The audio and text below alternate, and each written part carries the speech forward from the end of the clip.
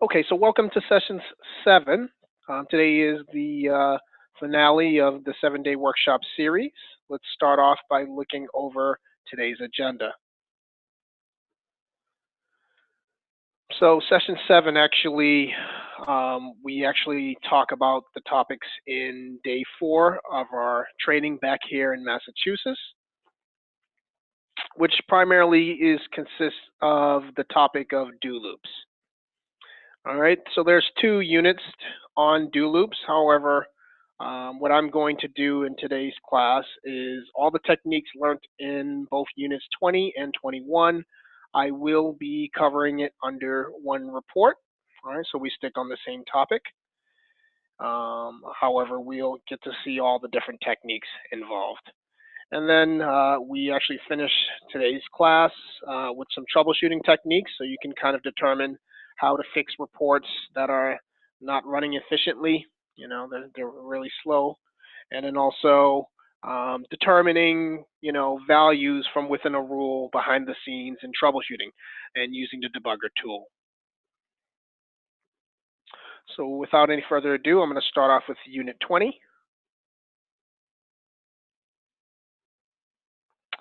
And Unit 20 should be do loops. Once again, like I said, if you want some more examples, once you're done with the sessions, you definitely can go to the end of any of our units available on that agenda.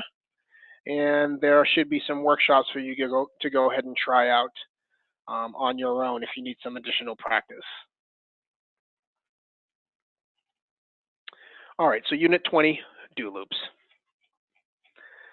So do loops or the do loop technique is really just a technique for accessing a field. And once again, we've talked about several different techniques for accessing fields from within a report in Report Designer. But with this technique, as most techniques, as we build up to most of the techniques we have in our course, it usually is probably one of the last resorts when all the other techniques are not enough for you to access a field. Of course, we have do loops when possessives or multiples or subscripting doesn't work. Then, of course, we have the do loops technique. Now, before I even discuss the do loop technique itself, I'd like to go ahead and quickly discuss kind of some of the techniques we've learned over the past 7 sessions. Kind of a little bit of a review for you.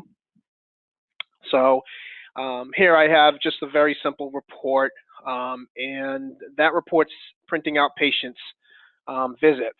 Okay, so of course this comes from Reg Account, and in the lower right-hand corner, my detail record is Reg Account Main.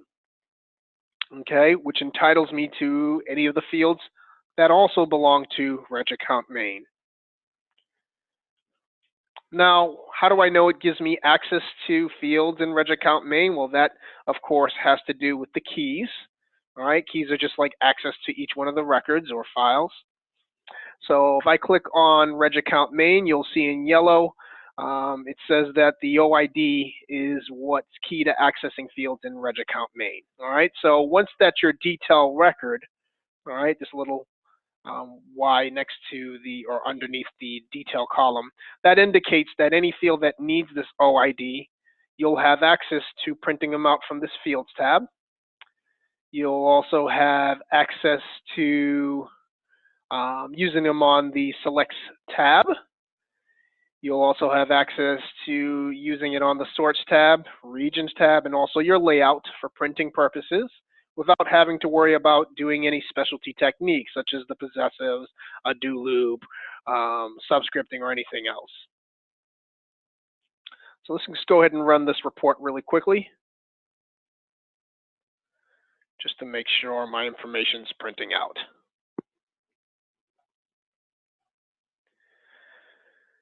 All right, so here we have it. We have the patient's name from Reg Account Main and also the patient's account number.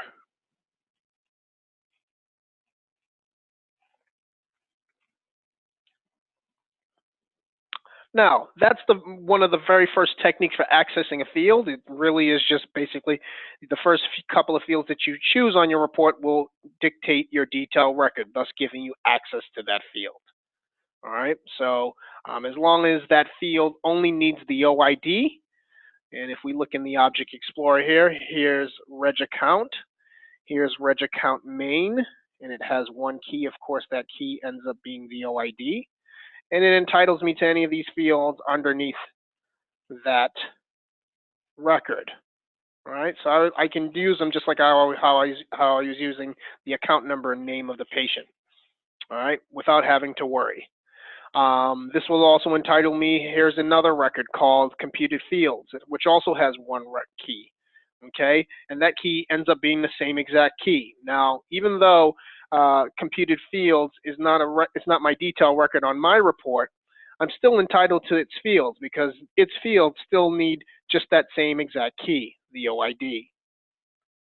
Remember, again, little things like the OIDs can sometimes they're either going to store a number or they're going to store a mnemonic based on the size of the file. So we're talking about a larger file, so this is, of course, that OID will represent a number or a numeric value representing each visit that actually is in the system.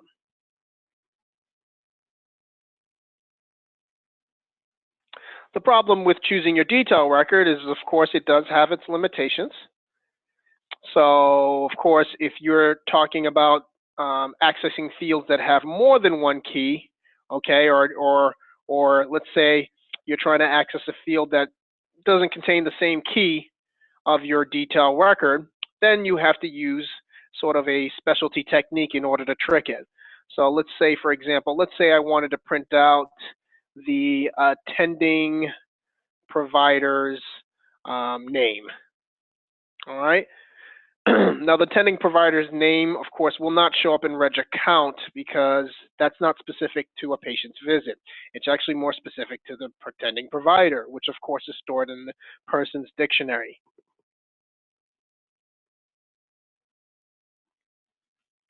So we have what we call the possessive technique. We've learned about the possessive technique. So if I go back into my report now, and I hit an F9 lookup, the possessive technique, it says, as long as that field belongs to your detail record or an accessible record that needs the same exact OID, you can use the possessive technique. So if I typed in reg account,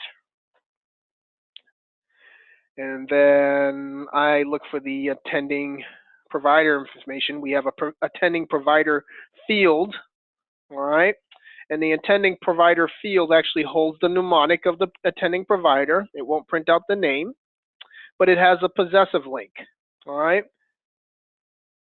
So with the possessive technique, the way it works is by you just simply clicking on the blue plus button, and then obviously it'll give you an extension of fields that belong to possibly a different application.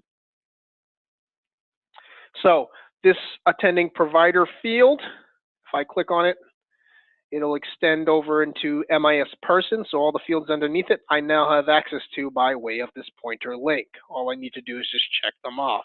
Here's the name field. Now, why does that work? All right. The reason why that works is because, of course, like I told you before, the attending provider field, let's back that up here.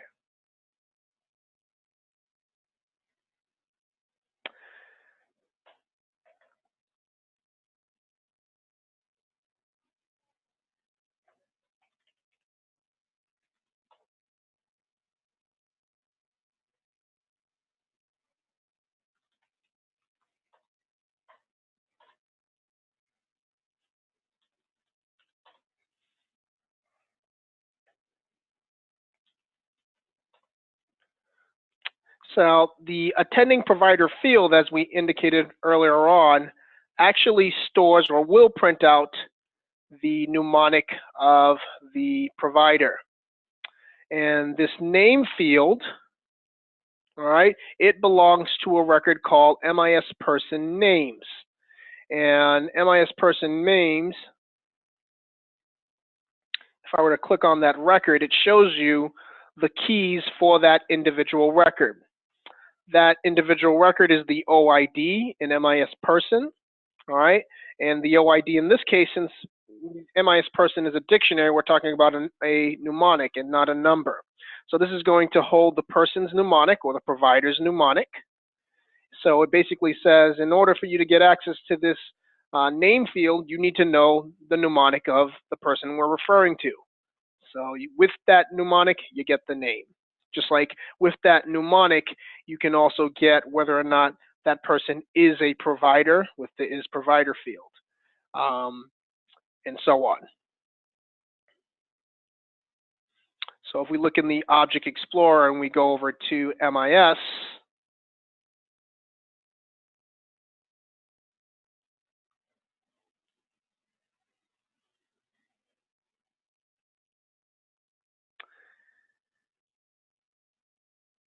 here is where the name field is once again. The name field needs that OID, which is again the mnemonic of the provider. And you can access any of these fields as long as you know what the OID is. Now, with the trick behind the possessive technique is that we know what the MIS mnemonic or the person or provider mnemonic is. It's actually the attending provider. So because these two fields are equivalent to each other, all right, by way of a field that we already originally had access to, the attending provider, we basically trick it into telling it we already know what that mnemonic is. Thus, we have access to all of those fields. Now, the one limitation with the possessive technique is that it should only get you fields that have one value for every single record. So we're talking about persons or provider records.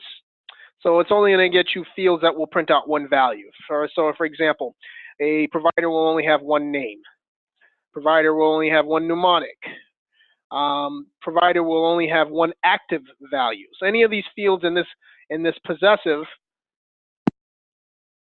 you will only have access to the ones that only have one value. You won't have access to fields that have multiples. So matter of fact, if I click on each of these records, so here's MIS person main, it only requires one key. That one key is the same field that you had with the possessive pointer link. All right, the blue plus button. Here we have MIS person external info. If you click on that, notice how it also only has one key. That's that same one key that should match up with the attending provider.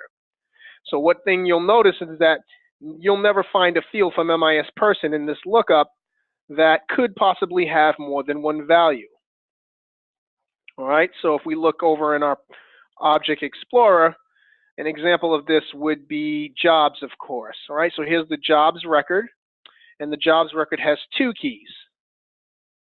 All right, it has that OID, which is the mnemonic, but it also has the job URN, okay, which represents a numeric value for each job that a person can have at your site.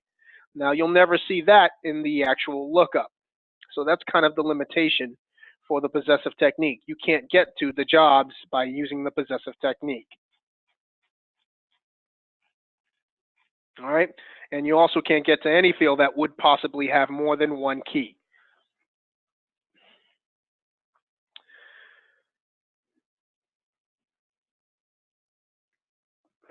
All right, so the next technique we talked about actually involves accessing fields that could possibly have more than one value or have multiple values, and that was the multiples technique. Now, the way the multiples technique worked, let's say we wanted to print out diagnosis codes. All right, so for every single patient visit, you can have multiple diagnosis codes. So through your research, you did the Shift F9 key, and you found out that that field is in Reg Account, in a record called diagnosis codes, or diagnoses. So if we go back into Reg Account,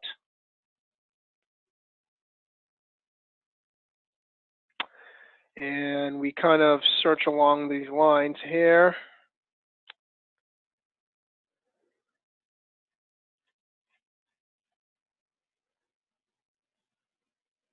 All right, and then here's that record, diagnosis codes. Let's just pause that there.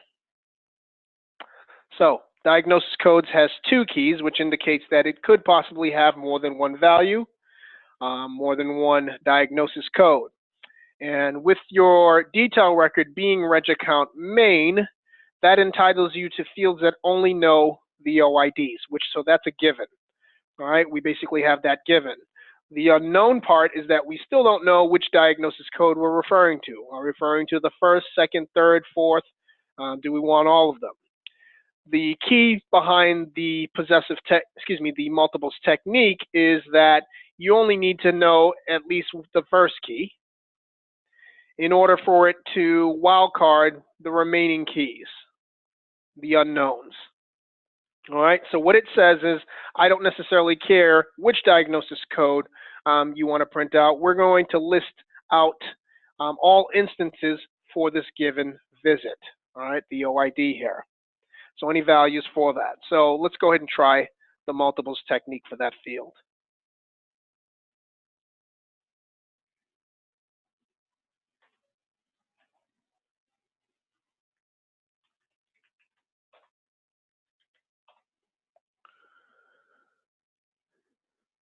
All right, so here's our field right here. Check it off. Double check. Here are the keys. All right. So let's add them. And I can add it to my layout.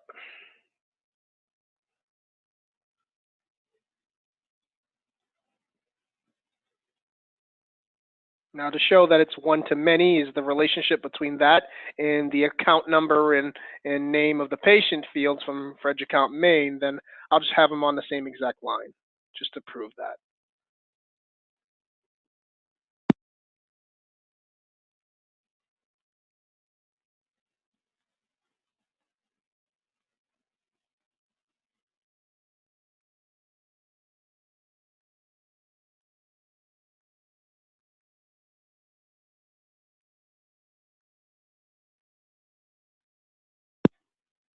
Okay, let's go ahead and run the report.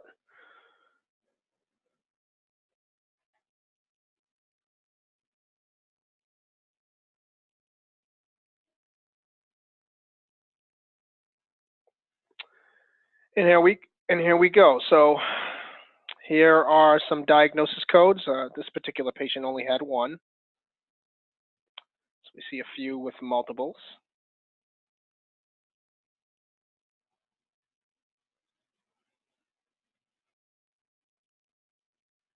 All right, and here's a good example that we have here of patient Steve. Patient Steve has 3 diagnosis codes belonging to that individual visit.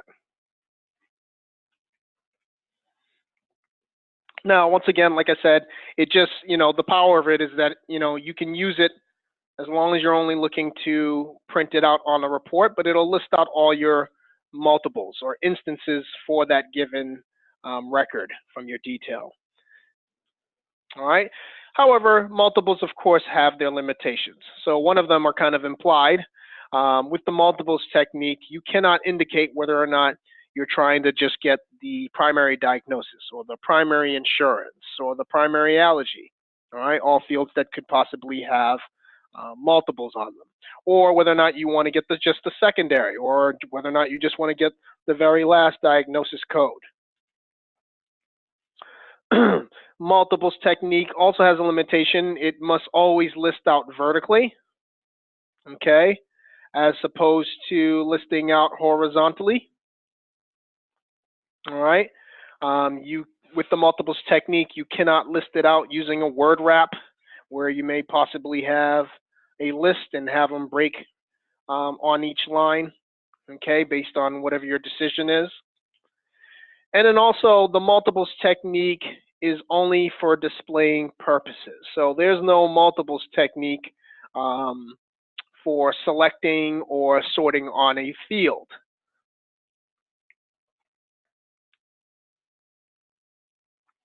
All right, so you couldn't add that same diagnosis code field to your selects tab without having to do something extra or some sort of a specialty technique. All right, you couldn't add the diagnosis codes to your sorts tab as well, or even utilize it in your regions code without, or your rules on entry without having to do something special to show that you have access to that field.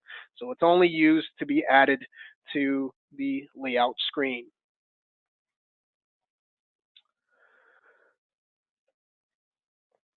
Now, today we're going to talk about do loops, and do loops actually do have the capability of listing your multiples horizontally, vertically. It gives you the ability to choose just one value at a time, you know, whether or not you want a primary insurance, or you just want the secondary, or list the first two, or the first three, or the last three. An improvement on the multiples technique, we talked about subscripting. You want to review sessions 4 and 5. All right, we talked about subscripting. The key with subscripting is you essentially just basically have some unknown keys or unknown values, and you would dictate to the rule which value you want to pull for that given value. We talked about the order provider's name in our previous unit. Okay, so go ahead and feel free to go ahead and review that. But the limitation with the subscripting technique is that you must know all keys. So for example, if I was trying to pull the diagnosis code, okay, and I had the first key known because that's a part of my detail record, the second key is still an unknown. So I would have to tell it what the diagnosis code is in order to get the diagnosis name. All right, and obviously it won't allow you off that second tab of your rules tab when you're doing subscripting unless you define all the subscripts, or either give it a variable or you hard code in that value. You may hard code to say, I just want the primary diagnosis, or I just want the diagnosis with a specific code. Okay, so the flexibility behind do loops is kind of a combination between all the actual techniques that we've learned previously. So you are allowed to print out multiples with do loops.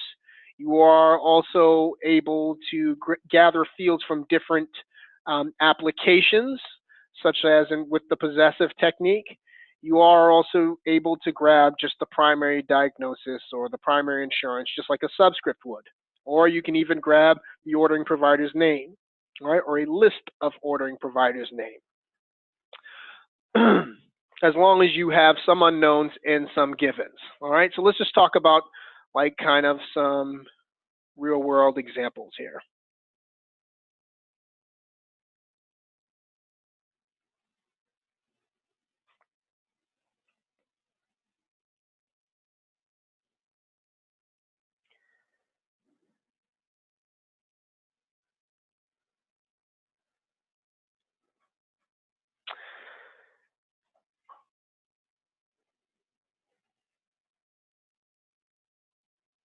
All right.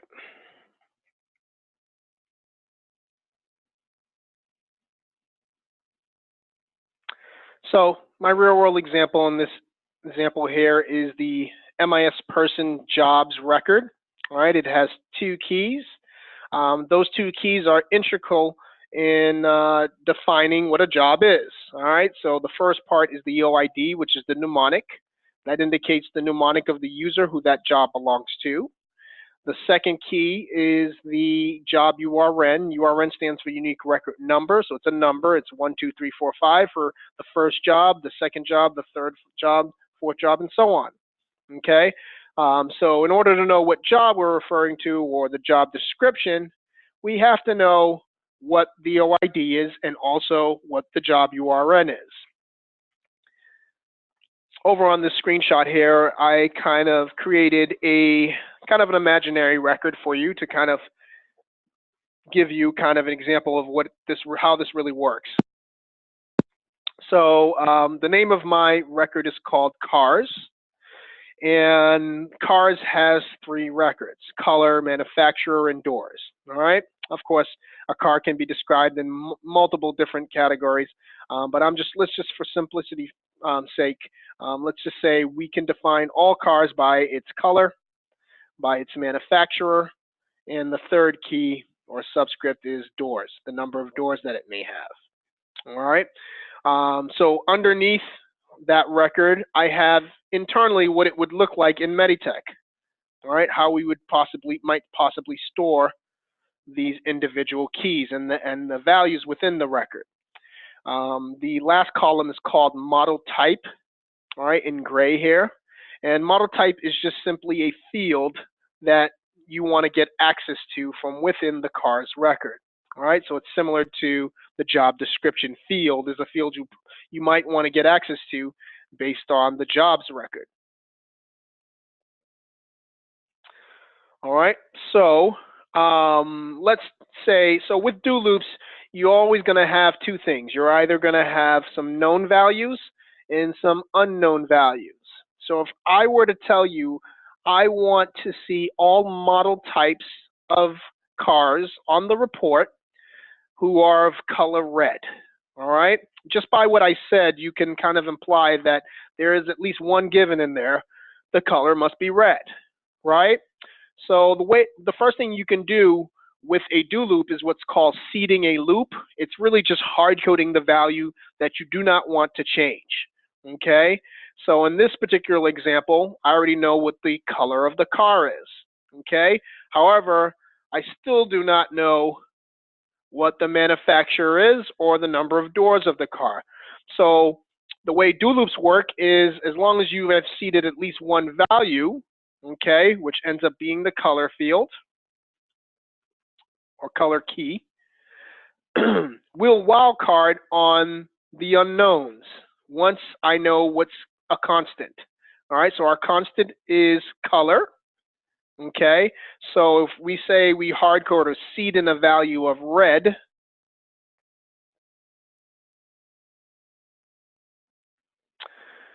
the first thing it does is it actually just hard codes in all the values that can be read. So we have this example right here, that's 1. His example right here, that's 2. And this example right here, that's 3 records that have a color of red. So one of the things on do loops is that they tend to work faster the most values that you seed in. So, and the reason why is in this case, instead of looking at all 1, 2, 3, 4, 5, 6, 7, 8, 9, 10 records that I have in this system here, what it does is it just basically loops on these 3 because it knows I don't have to pay attention to any other color besides red. So that's the first thing, right? It's only dealing with 3 records. And with those 3 records, it only needs to loop on both of these unknown values, which is the manufacturer and the door. But it starts off from left to right as far as which values are from up or down, depending on how you're looking at the interface with the actual key. So it first starts off with manufacturer because that's our very first unknown. And it says loop on every value or every instance of a manufacturer for the color red. So in our case, it would be Buick, it would be Chevy, all right, and it would be Ford. Okay, and the next thing it'll do is it'll just loop on the 2 instances of door types. So it's either going to be a number 4 or a number 2. Okay, so at the end of this very report, you're going to output a value, but with do loops, you can actually grab multiple values. Again, the possessive technique can only grab one value at a time, or fields that only print out one value, and the same goes for subscripting. However, with do loops, you can grab a list of values. So what will end up printing out on the report is the word Skylark, then Lumina, and then Explorer for the actual types. All right, let's try another example. So let's say I want to find all blue cars that are 4-door. Okay, so again, the known value is color and the number of doors now. I still do not know what the manufacturer is. All right, that's my unknown value. Now, one thing with do loops is that you have to determine where to start your loop at. And you always start your loop on the first unknown key. So there's only one unknown key in my example, manufacturer. So I would start on manufacturer. That's where my loop will start. But I'll seed or I'll hard code in the value for the color and also the number of doors. All right. I don't need to look at both 2 and 4 doors. I'm only going to look at 4 doors. All right. And the color blue. So it actually only loops through just one record in that case. And then when it's all said and done, it's going to return a model type of LeSabre. All right, so that's the only two things you want to keep track of. You want to seed as many known values that you are aware of or that you know are going to be stayed as constants. And for the things that will be changed, all right, or that could possibly change, your delta, your unknown values, you want to loop on and make sure that you start off on the very first unknown loop.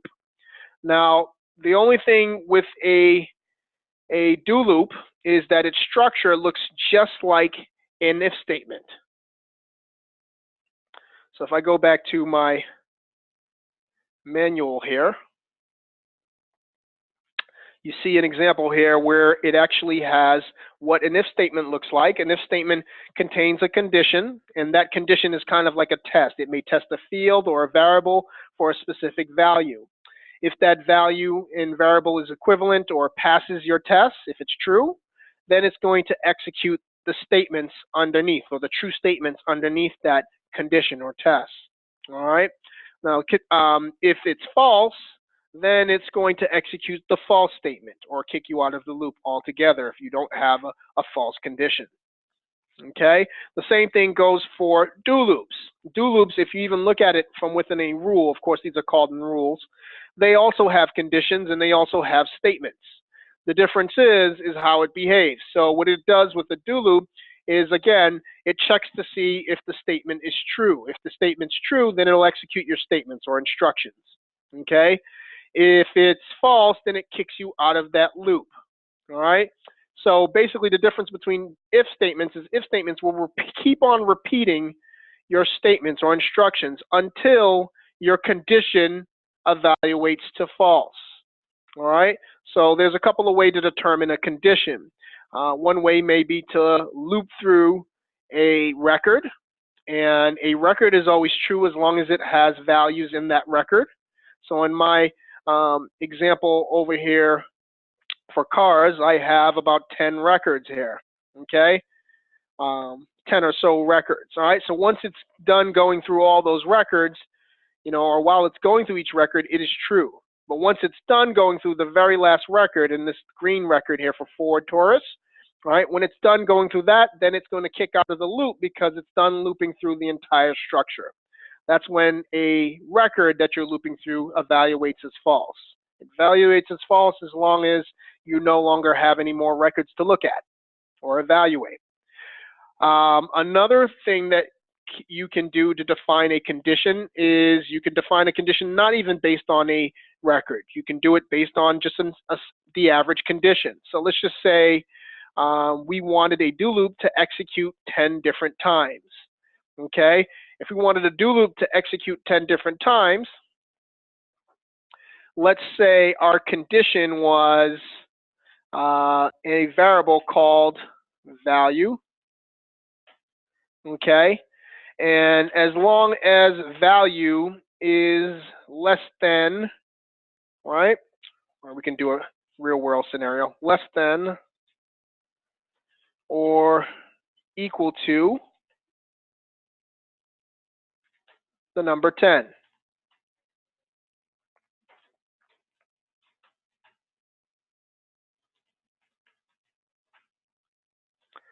All right. And within that statement, I can do, or my instructions, I can say, hey, listen, I want to do a incrementer or a counter statement. So what I'll do is I'll say val plus the number 1 saved as val. And then end my do loop. Now, with this particular statement, let's tab it over a little here. As long as value is less than 10, All right, let's just say on a statement before my do loop, I had code that assigned the value of 0 .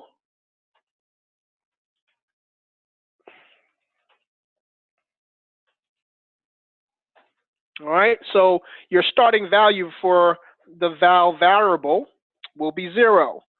So the first time around you go through your do loop, it's going to check to see if 0 is less than 10, which is true. So then it'll execute your counter statement. And by the end of your counter statement, the first time around, your value should be equal to 1. All right, so it's still true. Then it's going to check the condition again. Is 1 less than 10? And then it's going to hold that value. All right, so by the end of this whole statement, it'll run at least 10 different times. Okay, and when it gets to the number 11, okay, it's going to be evaluated as false, and then it'll kick yourself out of the actual do loop. So a do loop actually works similar to an if statement, is what I'm trying to show you. The only difference is that you get a chance on repeating your instructions or statements multiple times, as many times as you would like. All right, and obviously that can be helpful because you may want to access fields that could possibly have more than one value. Okay, you may want a particular instruction to be repeated multiple times. Let's say I wanted 11 commas to show up on this report. Well, you can run those 11 commas on a do loop, all right, and store each one of those values. All right, so let's go ahead. The first thing I'm going to show you today is how a do loop essentially can do exactly what a multiples technique can do. It can grant you access to a field that has a multiple. So once again, let's talk about our diagnoses. All right, so essentially what I'm going to do is I'm going to reproduce the diagnosis codes as I did with the multiples technique, only by way of a do loop.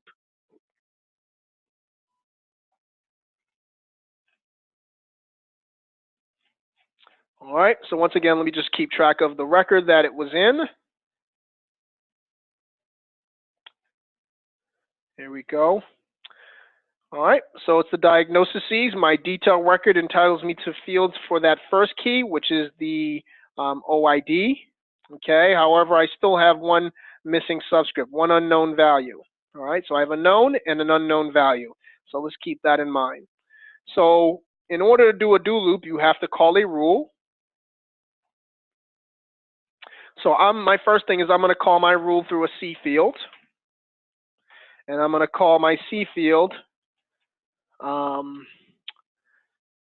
diagnosis code. And let's call it computed.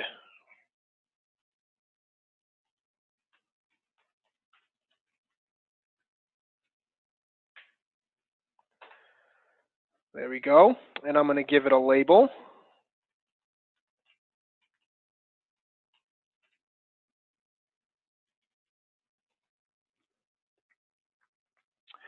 Okay, and now diagnosis codes. The diagnosis codes using the multiples technique was printing out in a number, but it's really a mnemonic.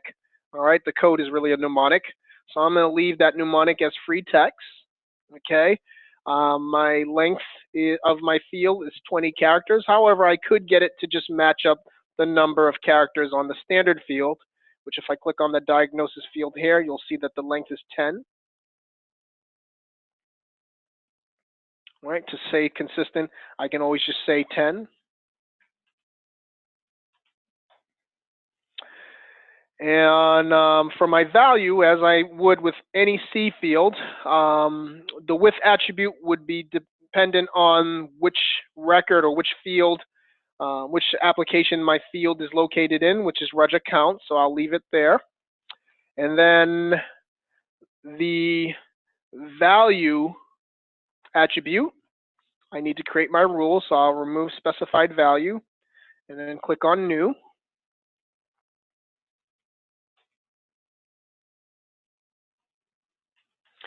And then I'll just create myself a rule. All right, for my diagnosis codes, I'll need at least one internal variable for my output.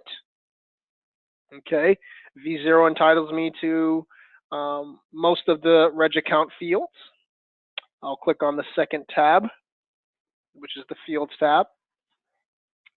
Now we have three sections. We have record/index field and also queries. All right. Now do loops are always handled in the first section. This is a section that we haven't covered up until this point in time. And with this section, you can, as it's implied, you can loop through a record, or you can loop through an index the same way you can loop through a record. So obviously an index file like a room bed index also have keys that you can loop on. All right, if you're just trying to grab fields that appear in that particular record. All right, it's all just records.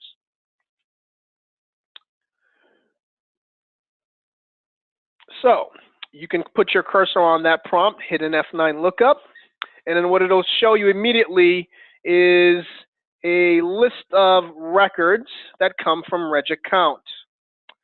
And the reason why it shows you that is, as you can see, it defaults to your primary object, okay, which is the object of your detail record, or the object of the record from which your with attribute is assigned to, okay, which in our case is reg account main.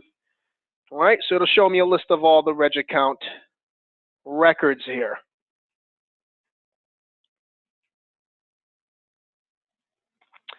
You can click on the application, all right, and now it'll show me a list of all records from registration application, all right, not just reg account. You can identify the specific object that you would like to go ahead and loop on. The button underneath it, all right, will show you both records and indexes. However, if you just wanted to see the indexes that you can loop on, as you can see here, I'm looping on records. I can choose indexes instead, and it'll actually show me a list of all the actual records that I can loop on, all the indexes. All right, so here's that room bed index that we talked about, okay? All right, so I'm going to click on records. Okay, in the search key, you can type in the name of the record that we're trying to loop on, which actually ends up being the diagnoses, okay, which is right here. Okay, if you click on the blue plus button, it'll show you again, it'll reiterate the two keys that you need to loop on, or hard code. The OID, once again, is the OID of reg account, which is the patient's visit, and then the diagnosis code is the actual specific diagnosis code that was printing out on our reports, this guy right here. All right, so I actually want to utilize that in my do loop. So I'll check that off, okay, and all I need to do now is click on the OK button on the lower right-hand corner, and then it'll pull this diagnoses record into the prompt. Now, the first thing I want to do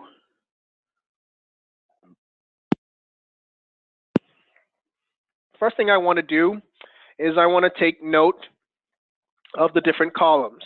The first column is called loop. Right now, the loop column, you can check off which record is your very first unknown value, okay? It usually defaults to the last key of your record, okay? However, that is not necessarily an indicator on where you need to loop. You yourself, as the report designer, need to know what are your unknowns and what are your known values, okay? So in our particular case, in the Object Explorer, it kind of tells us what our unknown values are. Our detail record is reg account main, so our known value right off the bat is the keys from that detail record, which is the OID. So that's a known value. It knows what visit we want to look at each time, and that will not change, okay? So that's a known value. However, we still do not know what diagnosis code we're looking to display, okay? Well, if I said I wanted a list of all the diagnosis codes, then I know I want to loop on every single diagnosis code, okay? So that second column, of course, is called the key name column. And in the key name column, it actually shows you a list of the different keys or subscripts for that particular record or index that you're looping on. Now, my only one known just so happens to be the second key, so that's where I'm going to leave my checkoff box. All right. Otherwise, you can change that at your will. You can change it to the first one if you wanted to. Typically, you wouldn't want to loop on the first key because, of course, that means you would have to loop and find out all the actual visits in the system before it actually ends up looking at the diagnosis codes, which could be a lot, and obviously your do loop will take a long time to run. All right, so I'm going to leave that as my second key, all right, to start my loop on. All right, the key name section, the value section right here, actually look pretty similar to your subscripting below, where they also have key names and values. All right. The only thing is with the key name and value column, whatever's in this key name value must be equivalent to what's in the value column. If you go back to our review, the same thing goes for do loops, especially with the values that you're hard coding in. Now, if we look at the first key, which ends up being the OID, that's the patient's visit, whatever's in the value column here must be equivalent to that reg account OID. So in fact, it actually ends up being that because V0, which is over on the main tab of your rule. All right, if you go back to your main tab of your rule, in the description, it actually tells us that the V0 variable is actually the reg account OID. So these two are equivalent. So this is how you would hard code or seed in the value that you're looking for. The value that's unknown, of course, is the one that ends up being blank, is the diagnosis code. It needs you to tell it, and you can tell it numerous ways, which value should be displaying. Do you want to see all the values, which of course means I need to loop on those values. And if I loop on each one of those values will change. And because they will change, I need to create a variable by clicking on this value column and then giving it a variable name. So let's just say I call it codes, all right, or code, all right, and I hit enter.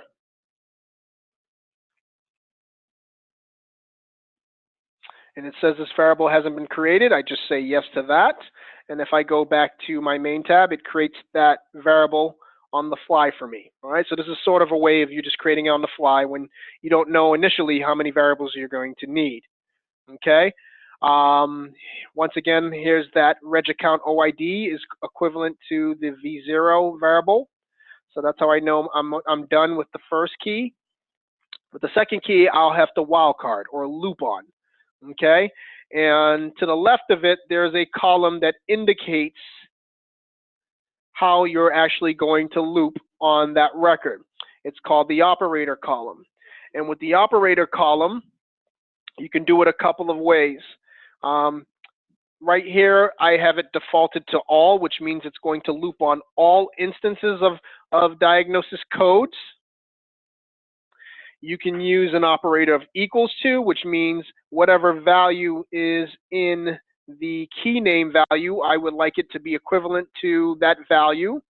So let's just say I wanted to hard code in all red cars. I would type in the word red if the second key was the color variable.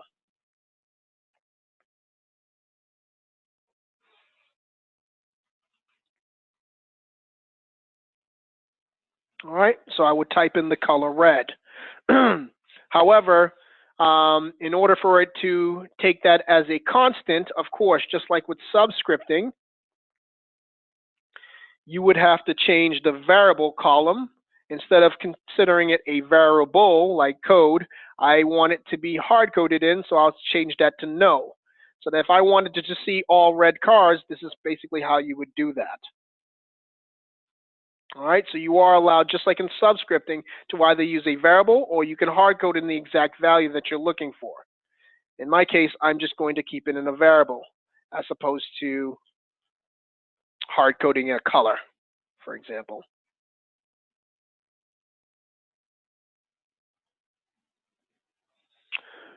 All right, so you can use the equals operator to make sure that it's equal to a particular value. There's another operator called starts with, which will take a string that starts with whatever value that you entered in here.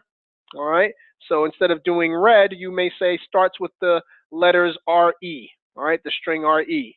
So anything that begins with RE, it'll basically catch on that do loop. Okay. All right. The last step when you're dealing with a do loop is the fields that you're trying to access. All right. So we're just trying to once again reproduce these mnemonics, and these mnemonics were printed out with the diagnosis code field. So all I would have to do now is go to the field section, do an F9 lookup, and find that field.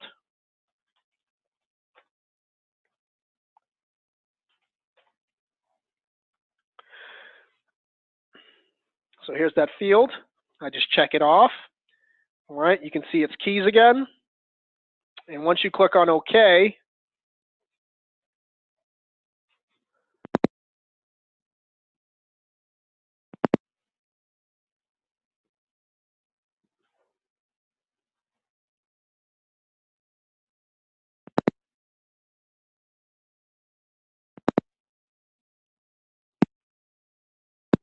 all right, so once you see its keys,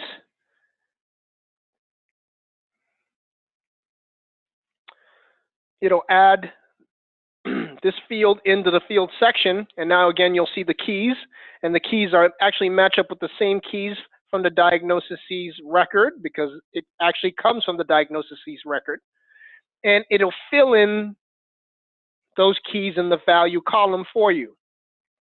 And the reason why is because you already established what the keys were above in your do loop. If you didn't establish your do loop, again, the diagnosis code variable would be blank. All right, and that's basically it. I want to go ahead and test out audio. I just want to make sure everyone is still. So let's resume our recording. Okay, so and then we're all set. All right, so that's basically it. You'll have some unknowns, you'll have some known values, and you just basically wanted to describe it for the system. The last thing you want to keep in mind with a do loop is that the way you set up your do loop is that it must always, at some point in time, it must always kind to evaluate to false at some point. Well, so initially it won't evaluate to false, but if it doesn't evaluate to false, then of course your instructions will keep looping or keep repeating themselves. And that's what's called an infinite loop situation, where your do loop never ends. Okay, because it will never evaluate to false. So you always want to check with your logic to make sure that eventually it will fail. When I'm looping on a record such as diagnoses, I don't have any problem because I know diagnoses at some point in time will run out of records. So I know it will fail at some point. All right, next step. And the last step is just to set up your do loop. So just like all code, we always started off with the new code button.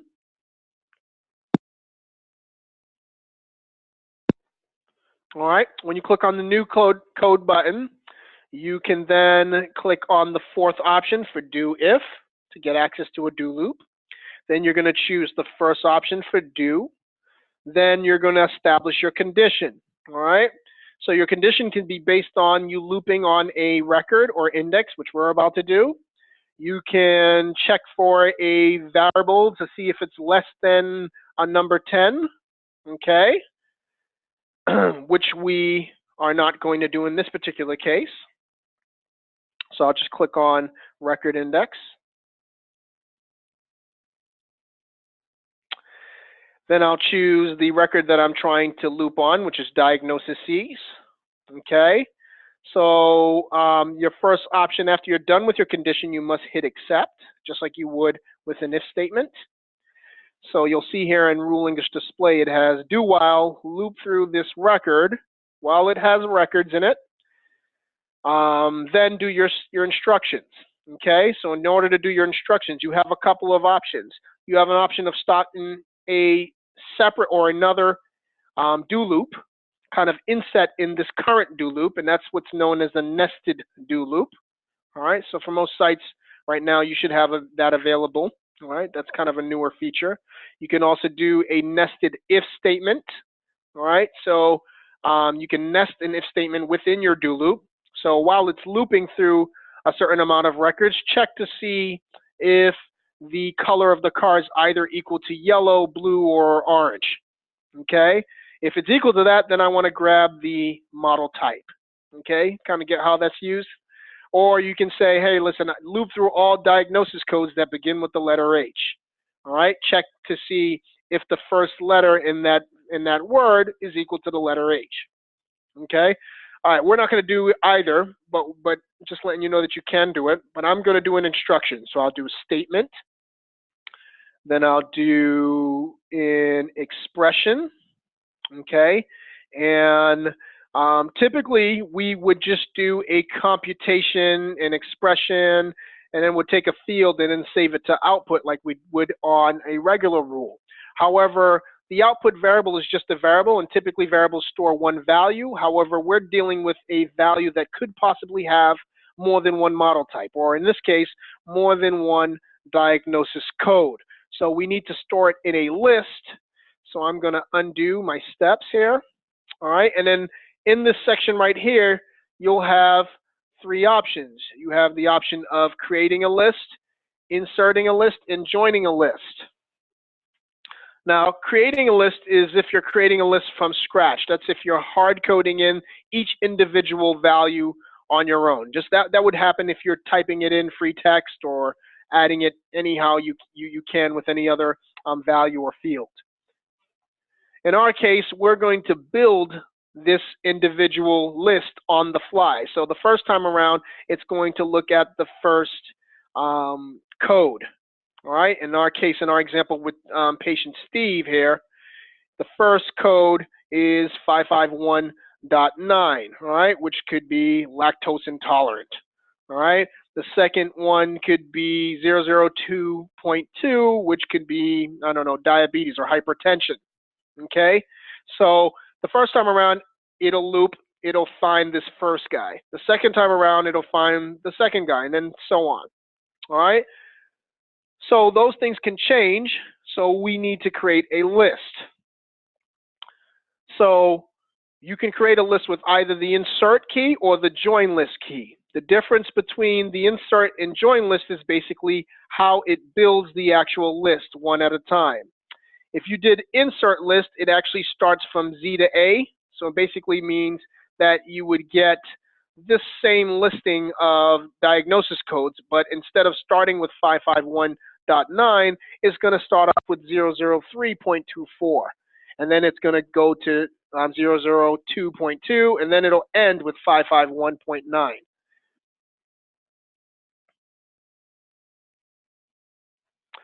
The join list will do the exact opposite. It'll build it, it'll start with A and it'll go to Z.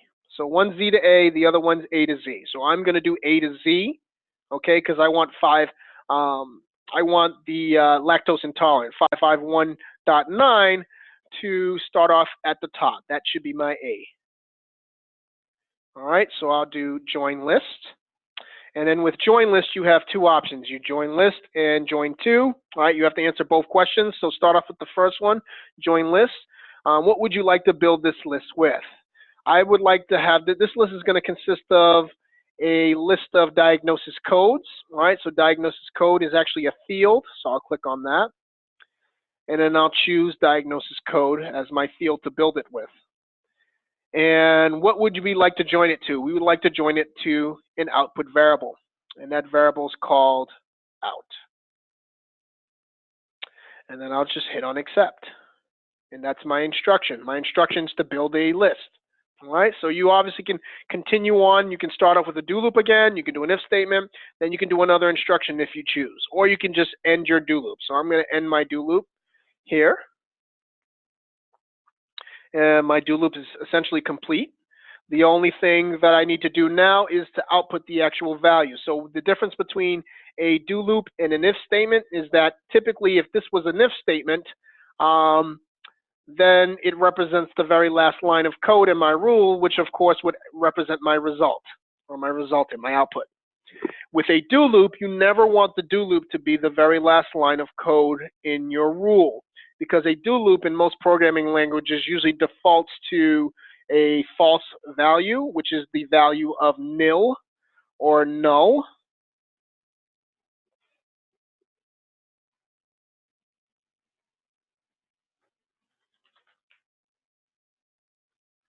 So essentially, if you left this as the last line and you printed it out on a report, you'll just get a blank value because it's actually printing out null. Now, the way to output a value from a rule is by using set program result to out. So here's how you would do that. You just click on new, do expression, and then the second option is called set program result. All right. This is kind of an option that we skipped over, all right, because it's utilized for do loops typically, all right. And I would just tell it, what would I like to output? Well, I would like to output my variable or my list variable called out. And just hit accept. All right, so now it's going to store the list of values that came from the diagnosis code field. Okay. All right, so let's go ahead and try printing out this field. If I click on File Final,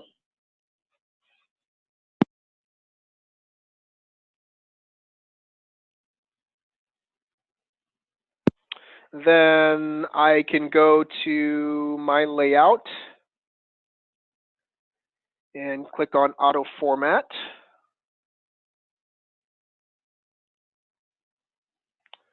And then add my field. And I'm actually going to drag it right up against right next to the standard field that I was using, the multiples technique. So I just want to make sure it matches when it's all said and done. I'm actually also going to edit its color so we can kind of differentiate the difference between the two fields.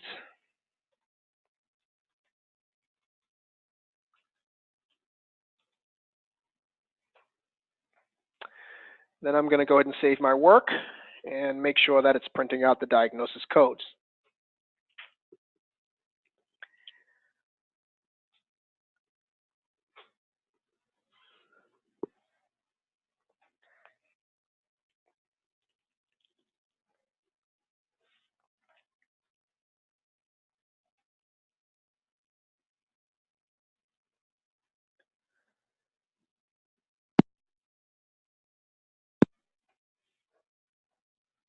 All right, so let's go ahead and find patient Steve just to make sure it's matching, even though I do see something printing out.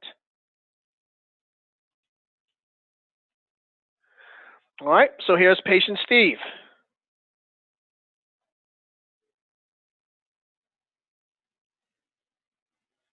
All right, so you can clearly see that over in red, where my field's printing out, it is actually printing out the individual diagnosis codes. However, it's printing out the internal representation of a diagnosis code list. All right, so this French brace, or these French braces that surround that value, indicates that this is a list. And there should be what they call a pipe symbol, or an offset character, as we refer to it, that represents a delimiter between each individual item in your list. So in a list, typically, you would have the first item is always referenced with the number 0. The second item is represented with a number 1, just like in string manipulation. And then the third one is going to be number 2. All right, so it's piece 1, 2, piece 0, 1, 2, and so on. All right, so keeping that in mind, all right, still doesn't look kind of like how the multiples technique, which is obviously printing it out in vertically versus horizontally, and then it has these specialty characters in it as well. All right, so let's get rid of these specialty characters first and foremost, and let's print it out how we would expect it. So now I just have to go back to my field, All right, and the reason why it's printing out in internal format is based on the data type. All right, and the data type is free text.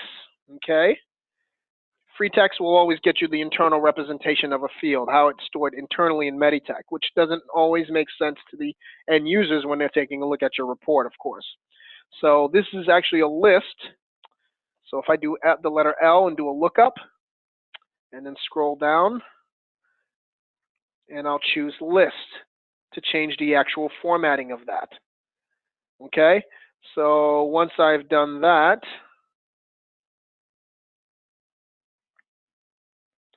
I can click on the create button and see if that kind of fixes it.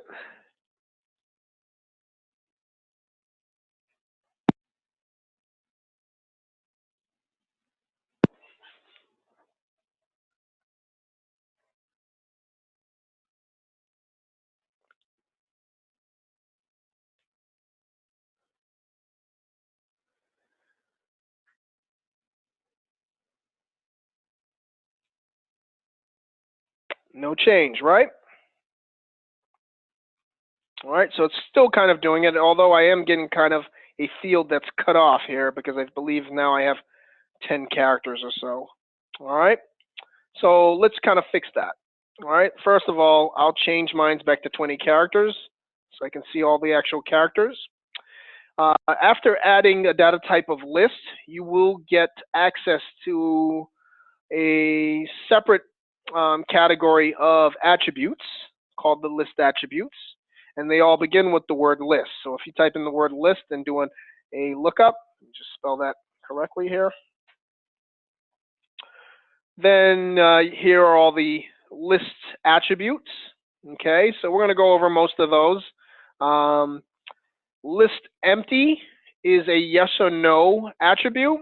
And sometimes what will happen is when you're creating a list, you'll realize on certain records, it might not have a value. So you'll end up looking like a blank space, right? So item number 2 in that list may have been blank.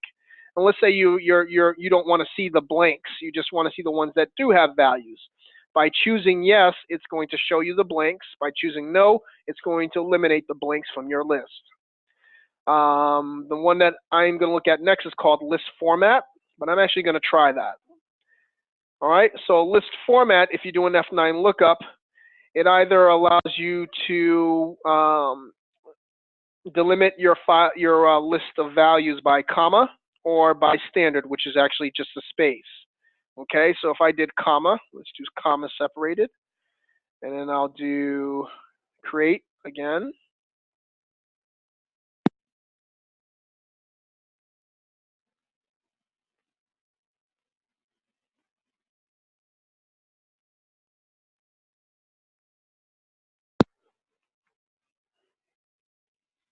All right, after running it,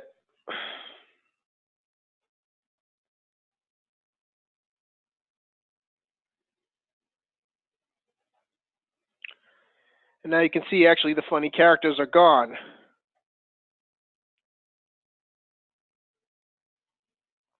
All right, so here's patient Steve. Here are the diagnosis codes with the standard field, and then here's my computed field. All right, so it's separated by a comma. All right, however, we want it to match what's happening on the left column. So let's see, this is printing out currently horizontally. All right, but we want to change the orientation so that it prints out vertically. So in order to print out vertically, there's another list attribute called list orientation.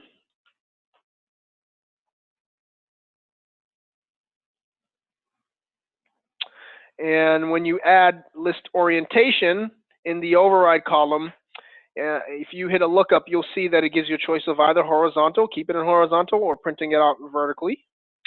If you print it out vertically, of course, it will remove my delimiters of comma, since that no longer applies to a vertical printout, or you don't need commas when you're printing them out vertically.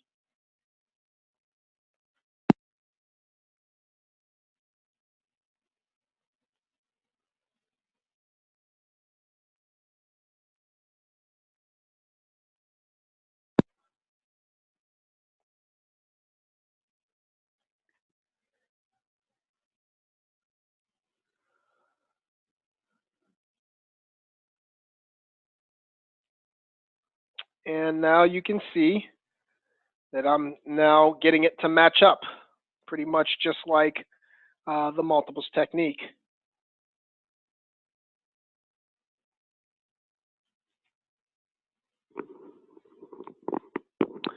Now, let's go over a couple other attributes.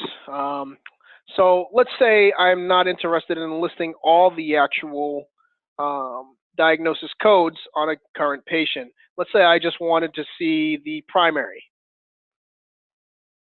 All right. If I only wanted to see the primary, there's also another attribute.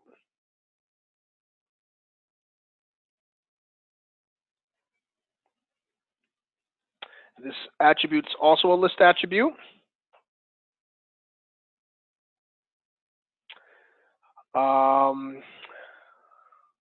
Scratch that.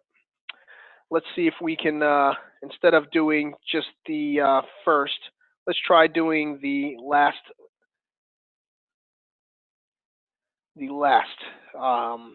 diagnosis code. So 003.24. Let's see if I can get that to print out. So in order to do that, that's also a list attribute, and it's called list last entry. Okay, and list last entry is just yes or no. Choosing yes, of course, just print out the last value.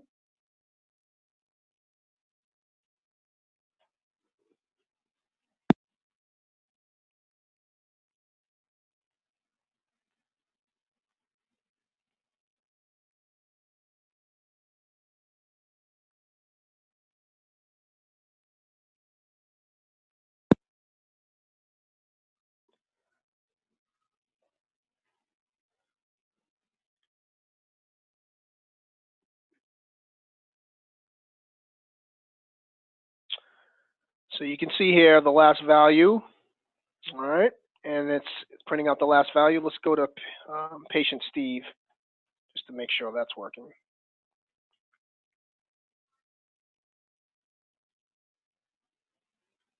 All right, so now you can see I'm just printing out the last value. All right, let's try now to see if we can print out the first value, all right, which is this guy right here. So this is how I would pull the primary insurance or the primary diagnosis, primary allergy, kind of like you would with subscripting. However, we're just using an attribute. So I'll remove list last entry.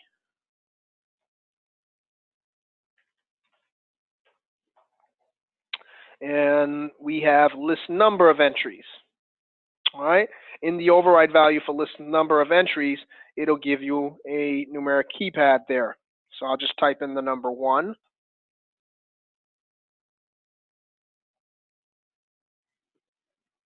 And then I'll run the report.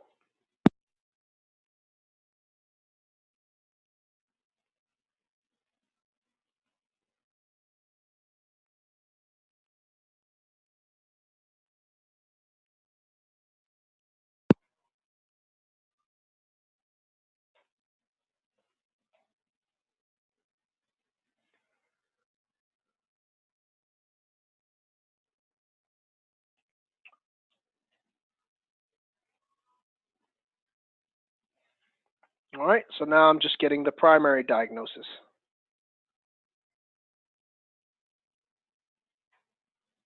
All right, let's say I wanted to get just the secondary diagnosis.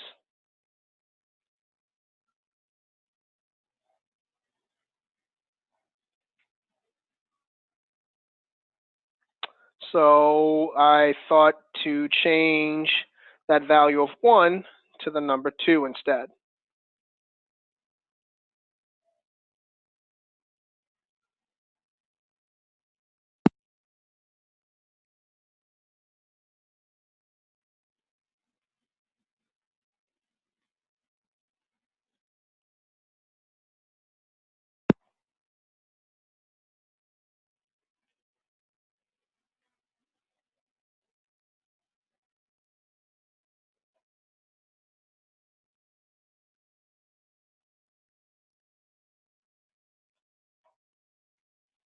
All right, so as you can see now, instead of just printing out the secondary diagnosis, it actually just prints out the first two.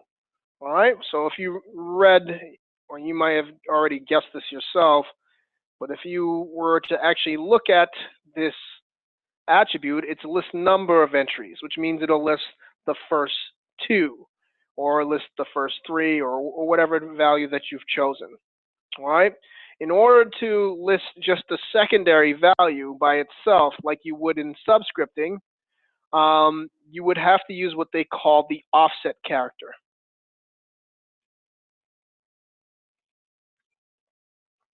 And the offset character actually gets covered over in units 21. All right, so we kind of rolled over into these techniques here.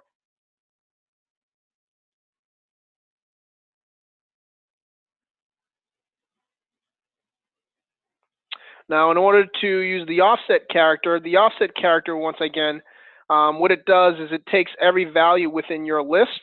The first value will have a value or an offset value of 0. The second will have an offset value of 1, the third 2, and then so on.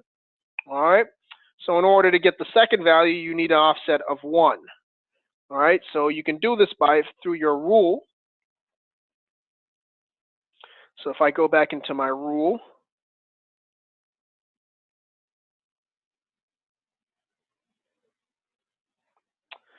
and then I go to the rules tab. All right, so instead of outputting a list of values, all three of those values, I just want to print out one value. So I actually can remove set program result, and I can replace it with a statement in order to use the offset character. So I'll just do expression, compute, expression. The value that held that list, I need to have access to, so the variable was called out. Okay, and then instead of saving it to out again, which of course will just hold the same exact list, I'll use an operator. And the last operator in this list is called offset. It looks just like the pipe symbol. Matter of fact, it is the pipe symbol. All right, just referenced a different way. So if you click on that, you'll see you'll get offset. And then it's going to wait either for a number or a variable. It needs a numeric value. So I'll just do a constant value of number 1. And I click on enter. Okay. And then I'll save that back into my output variable. So the first time around, so line number 2 actually represents my output, which is okay. All right. So I no longer need set program result. If you look at this code, it says compute out, which at the first time when out shows up in this code, it's a list of values. It's all three of those diagnoses. But it's saying offset that list to just the second value in the list, the second item in the list, all right, which is represented by number 1. And then save that into out. So when out is all said and done, it should only hold just one value. So I'm no longer outputting a list of values, it's just one value. So because it's just one value, I no longer need to have my data type set to list. So I'll just change that back into free text. And you can see it'll remove all my list operators, my list attributes, because those are no longer needed as well. And then I'll hit the create button.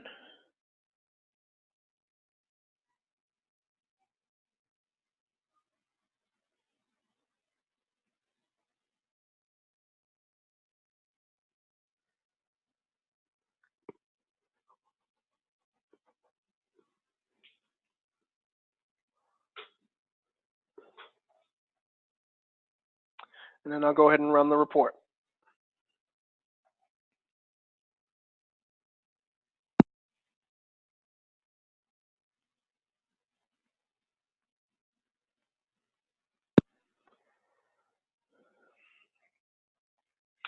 Okay, so for this particular example, the second item was 002.9. So you can see my value is printing out that second value.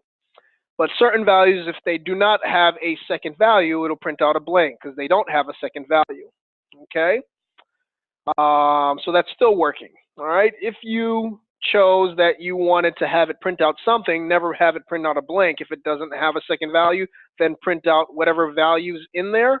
Then you could probably subtract the number one minus, you can minus your offset character value, all right, which in my case is 1. So 1 minus 1 is 0, which will get you the first value. And then you can have an if statement, okay, to print that out. All right, so you can always do something like that in order to make sure that it's not printing out no value at all. But let's look at patient Steve.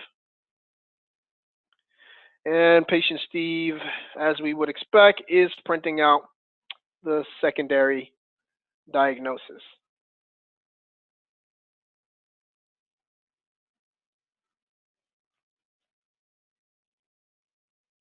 And that's pretty much do loops, okay?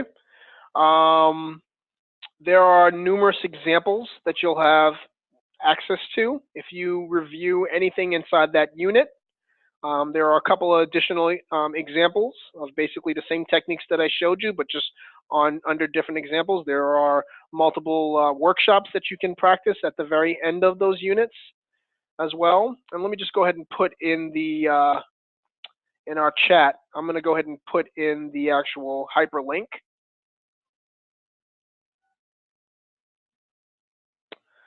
to the agenda so that you can, on your own, you obviously at some point in time, you can go ahead and take a look at some of those other examples. All right, this is basically where you can print out the entire manual for our entire training. And you also can browse through the information as well. Those examples are also even covered in our tutorials, all right, which is the Adobe presentation tutorials. All right, so I'll send you that link as well.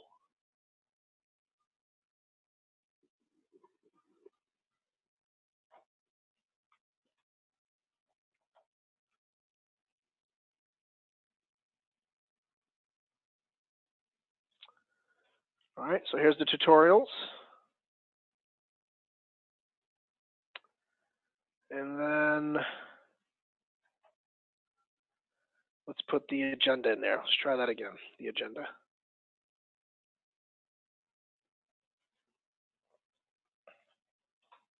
Okay, so like I said, go ahead and at some point in time, all the techniques, it's just some of them are different examples, okay?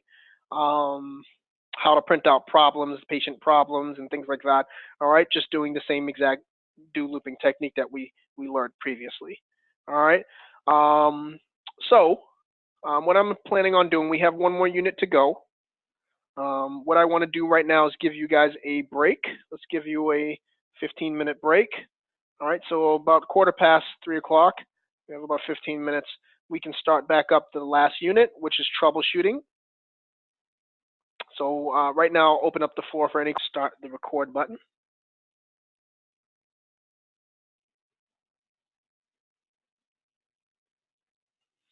All right, so troubleshooting report is the last unit, unit 22.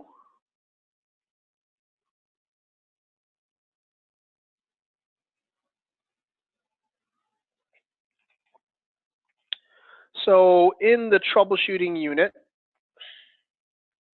we're going to go over a couple of techniques. One of the techniques we're going to go is obviously debugging a report. But before I show you how to debug a report, I'm also going to show you how to improve the speed of a report and improve its efficiency.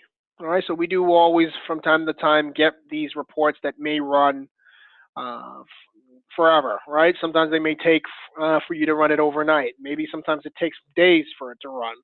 So I'm going to take a look at a report and the things you would need first and foremost to make sure that it's efficient, and then also a way of troubleshooting if it's not efficient, how to figure out what needs to get fixed.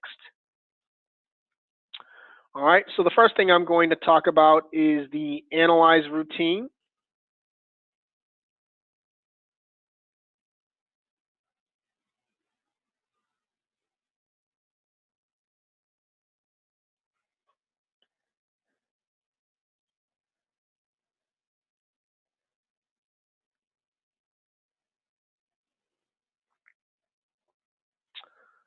All right, so the first thing I'm going to show you is the Analyze routine.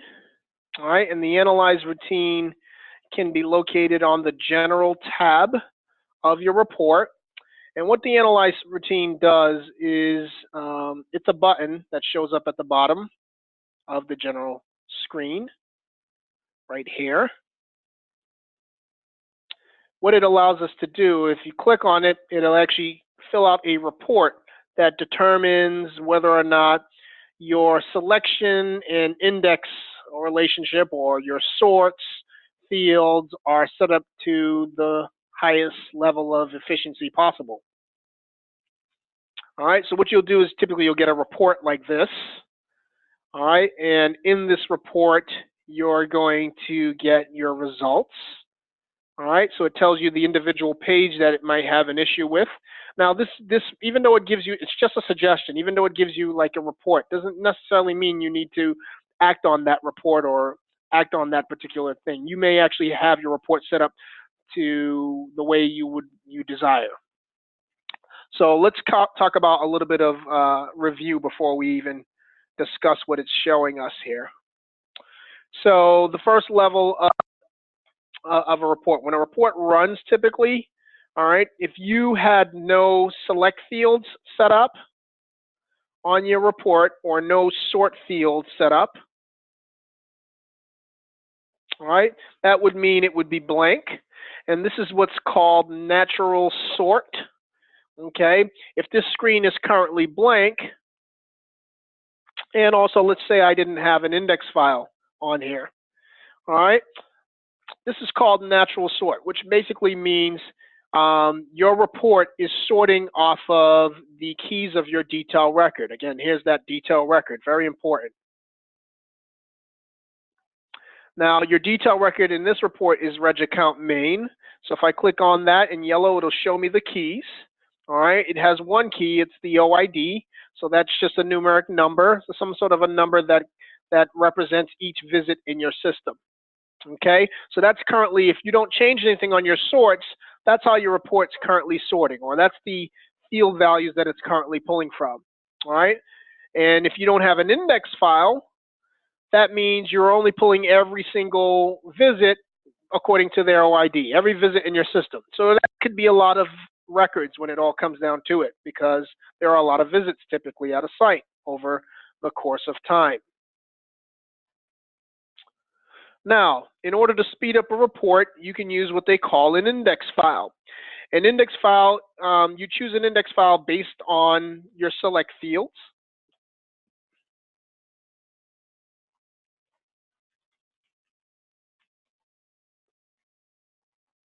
And let's say I'm running my report for a discharge service date. Okay. Now, this is review back from sessions 2. You'll find certain fields on your selects tab that have these yellow I to the left of them. And that would indicate that this particular field is set up in the system standardly for an index. All right, so there should be an index that would work for a report utilizing any of those fields. Now you'll notice there are fields that do not have that yellow I next to it. And what that tells me as a report designer is nowhere in the system, meaning nowhere in Meditech, especially in the registration application, nowhere in Meditech there is a standard report or a standard routine that is possibly selecting on the discharge service time field. Okay, so basically what we recommend to the customers is that you usually want to set up as many of these particular fields as possible, because the ones with the yellow eyes, and the reason why is because if you don't, then there's a chance that it will slow down your report and you won't have an index to speed it up, to match up with it. You can still use any of these fields, all right, on your report for selection, but the more selection that you add to a report, the slower it will run, because it's the more processes it will have to check for. Okay? So that's the first thing. So typically when a customer says I want to run on a date and time field, the first question I typically ask them is, well, what standard field do you think will work best for you? And typically they'll say, hey, over in the registration routine someplace, there's a field that's running off the discharge service date. So I'll say to you, okay, we'll use the discharge service date field because that will work well and it'll have an index.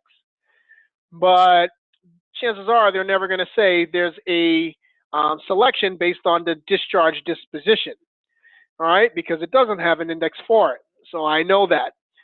They're not going to find any standard piece of information in the system that's based on that field. All right, so let's just say I chose discharge service date, and I use the IR operator.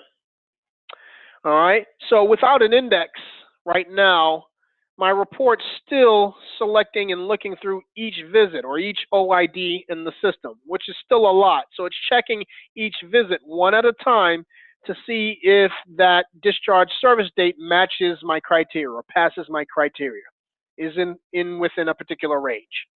Okay, so of course that's going to take a long time to run. So then we have index files. You click on the index prompt, hit the F9 lookup, and it'll give you a list of choices of index files. Now the cool thing about this screen, once again, is the index ranking system. It actually ranks these indexes from top to bottom, the best index for your particular report, or what it would think would be the best index. And how it knows is that it matches up the amount of keys in that index. So for discharge service select, for example, it has 3 keys. One of those keys, which is always indicated in green, is a match for one of your select fields. The more matches, the faster your report will run. Okay, also the more matches, the reason why the more matches you get is also the more hard-coded in value. So you're only looking for that discharge service date range. You're not looking for any other date outside of the range that you're selecting. So of course, it ends up being a smaller grouping of records, so your report works faster. So that's basically the key to index files. And it's not looking through every single visit, just the ones that fit that specific discharge service date. If you tab down to some additional index files, the further you go down, the less matches you're going to have. And it also goes according to kind of like the size of the actual records as well, typically. All right, so the next guy in line is an index called discharge service X instead of discharge service date select X. All right, and it has 4 keys. All right, so the more keys you have, the more it processes that it has to go through. All right, so 4 is greater than 3. So that's why it would have thought that this index would not work as well as the index above it. It won't work as fast, okay, because it has to go through many more processes. However, you only have still just 1 match. Okay, so that would work pretty well, just not as well as the guy above it. The other thing you want to take into consideration is, these standard indexes are indexes that are created for the system. It's not something that they create necessarily for the reports. It just so happens we have access to them. So for example, if you ever went into the registration application, you might come across a standard report or standard screen that asks you to select on the discharge service date field. When you run and you choose that, of course, all the records kind of populate on the screen really quickly. The reason why they're populating really quickly is because that screen or routine or standard report is using that index. All right, so it's the index that's actually speeding up the information on the report, even for pulling up information. So those same exact indexes files can speed up reports as well, custom reports that we deal with. So you want to take note of that. You can't create your own index files, certainly, that will match every single type of custom report that's out there, all right, because they're really built just for the standards. Okay, so anytime I start any sort of a custom report, I always keep standard reports in mind when I'm dealing with selection and the indexes that I'm going to choose. The next thing you want to take into consideration is your matching of the keys in the order in which you're matching them. So right now, my key that I'm matching up is the second key of this particular index over here in green. So I have a match on the second key. Okay, if that match actually appeared on the third key, all right, and I had two other keys above it that weren't matches, the slower your index is going to work for you. So certainly it would be ideal to have it at the top. All right, the higher in the ranking order, the faster it will work. All right, so if you had a match at the very top, it will run a lot faster than matching something at the very bottom, of course. Also, the more matches you have, if you knew what the facility was, then it doesn't have to necessarily look through all the facilities in your system, all right, in order for it to find a discharge date. However, very few sites have that many facilities in the system, so even that doesn't really take that long. What I always am usually worried about when I look at index files is select fields or keys such as a date and time field or a date field. All right, a date and time field could be a lot of records. A registration type, there's only a handful of registration types, so I'm not really worried about that. So it might not make as big a difference as you matching the date and time. All right. The last key is called patient. And the patient field, if you review our linking technique section, that patient field is actually equivalent to the internal representation of the medical record number of a patient. All right, so basically it's all the medical record numbers in your system. All right, and that could be a lot as well. So that could make a great difference too if you were to hard code or select on that individual patient, of course, because you're just dealing with that one patient instead of all the patients in the system. All right. The next thing you want to pay attention to when you're choosing an index file is also its name. Okay. Sometimes if I saw I usually like to use, if I'm not familiar with an index file, I like to use some of the more generic index files out there.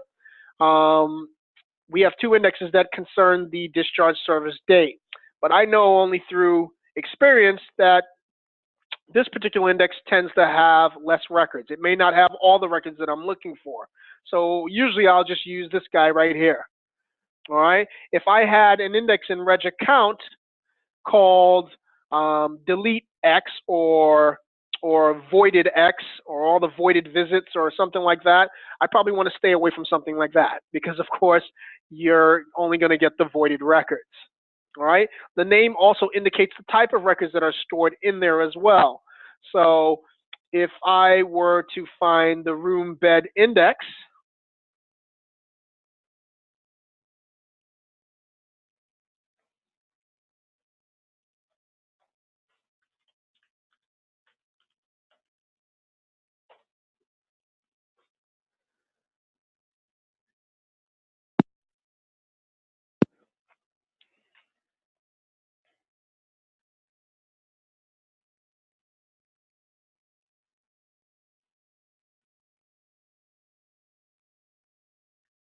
all right, so here's an index called room bed X index. The room bed X index sorts first according to the facility that the patient's in, then it sorts according to the location that the patient's in, then a room, and then obviously the actual bed that that patient was in. Now, all four of these fields, if you were to add them on a report, that patient should have a value for each one of these fields in order to show up in that index. So if they had a value for a facility, location, room, and bed, then we know they're an inpatient. There are only so many room and beds in a hospital, so of course the room bed X index tends to be a small file or a smaller file relatively to reg account main, for example. Reg account main will store all the visits that's ever come to your site. Room bed X are only the current in-house patients that are currently at your site. All right. So because it's a smaller record, you get a quicker report. All right. So sometimes you want to pay attention to the name. Okay.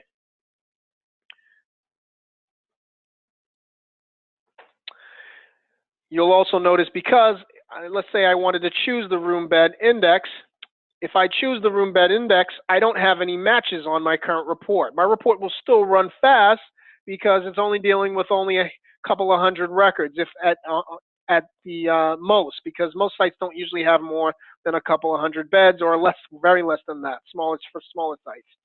All right, so I can choose that. Now it doesn't matter what I select on right here. This report should run pretty quickly. If I were to take a look at a report similar to this. All right, so let me remove my selection right now, and I'll keep the room bed index. Another way to speed up your report is your sort file. All right, so right now, just like I told you before, when your sort is blank, it's using what they call natural sort, which typically means your key of your index. All right, even though it's not going to say OID in your sorts, it's kind of assumed. All right, it's implied. Natural sort can also represent the key subscripts of your index file. So if I click on this blue eye, it'll show me once again the keys of that index, those 4 keys. And I go to my sorts tab, it shows me what it should sort off of. All right. Now this is also known as my new natural sort. Now if I wanted to sort off of the keys on my index, that's always desirable to do that. That's always ideal because it'll speed up your report even that much more than how it currently stands. I can click on the Restore Defaults button and just choose Yes. All right, and now it'll actually put those keys in my sort fields, and my report will speed up.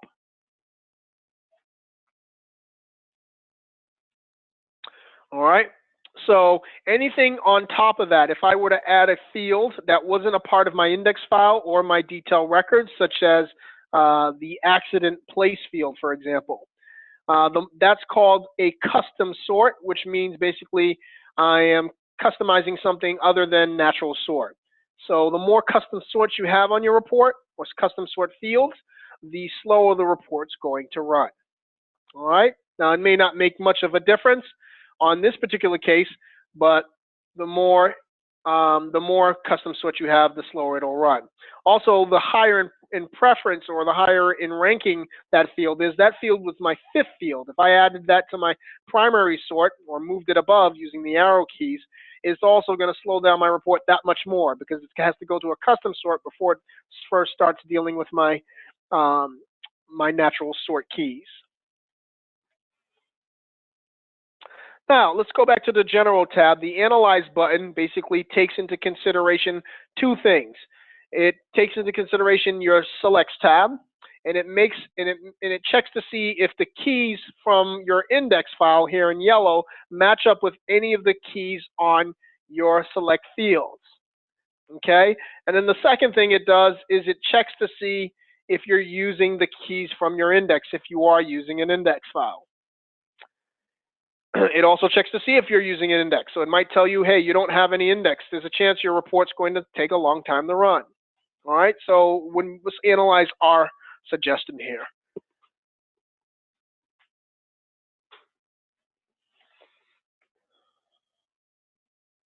Okay, so once again,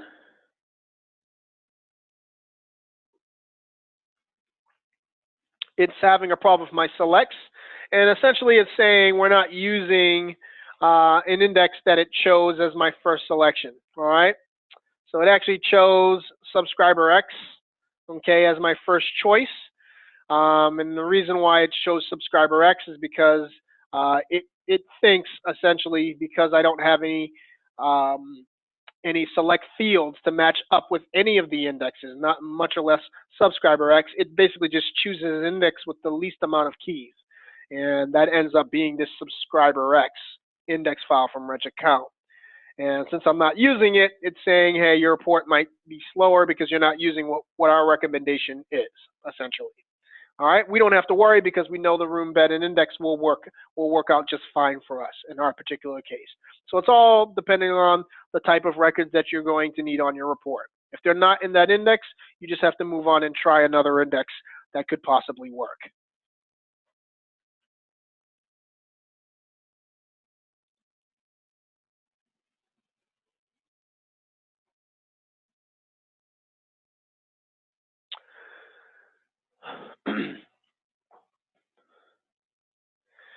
The next technique we're going to go over is the report diagnostic tools and also the rule diagnostic tools. So on a report, it will go through, different levels of, like I said, processes. The first thing a report does usually is it goes to the general tab and it evaluates your title, the orientation, the actual setup of your report, the page setup of your report. Well before it even evaluates your detail record, it'll look over that information. All right, so it'll have that level of information first. Then it goes and it evaluates which records show up in your detail record. In my case, it's Reg Account, so it's dealing with patient visits. Then it'll go to your Selects tab and make sure that your records or visits from Reg Account main pass each of your select criteria that you have on your Selects tab, and it also shows up in your index.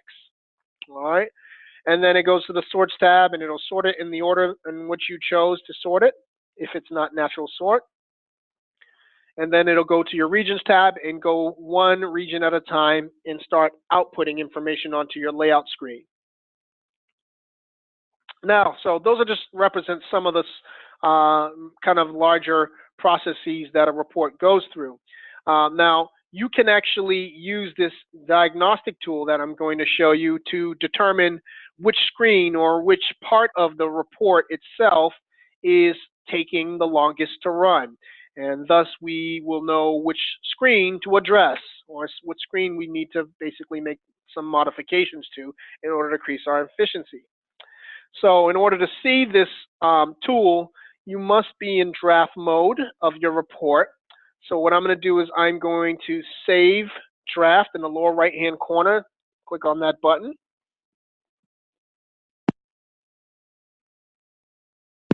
And then what it's going to do is it's going to ask me, would you like to continue in that draft version? So I'll just hit yes.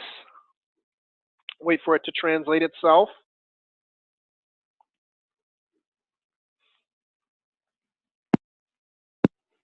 All right.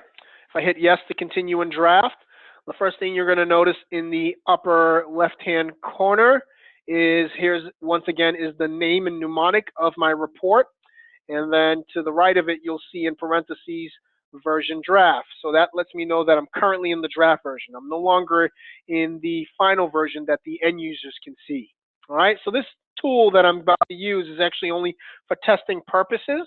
So it's only can be utilized by you and myself as the report designers of the tool.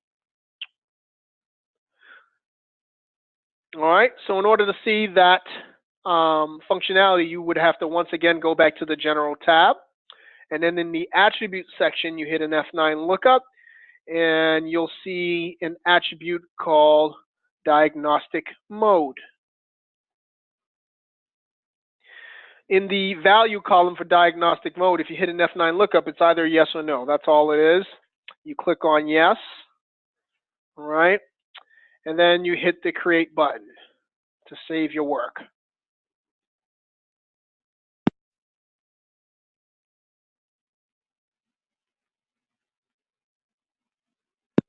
After saving your work, you just go ahead and run your report.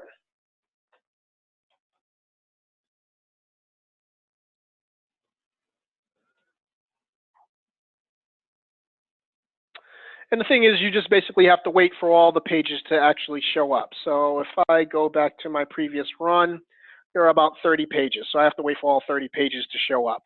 When your report's finished printing out all its information, it'll produce a report for you. And that report will show you the diagnostic tool. So there it is. All right, so let's take a look at this diagnostic tool. So when it's done running, what it'll show you in the top hand portion of your tool, it'll show you, okay, so here's what it diagnosed. All right, here's the name of your report.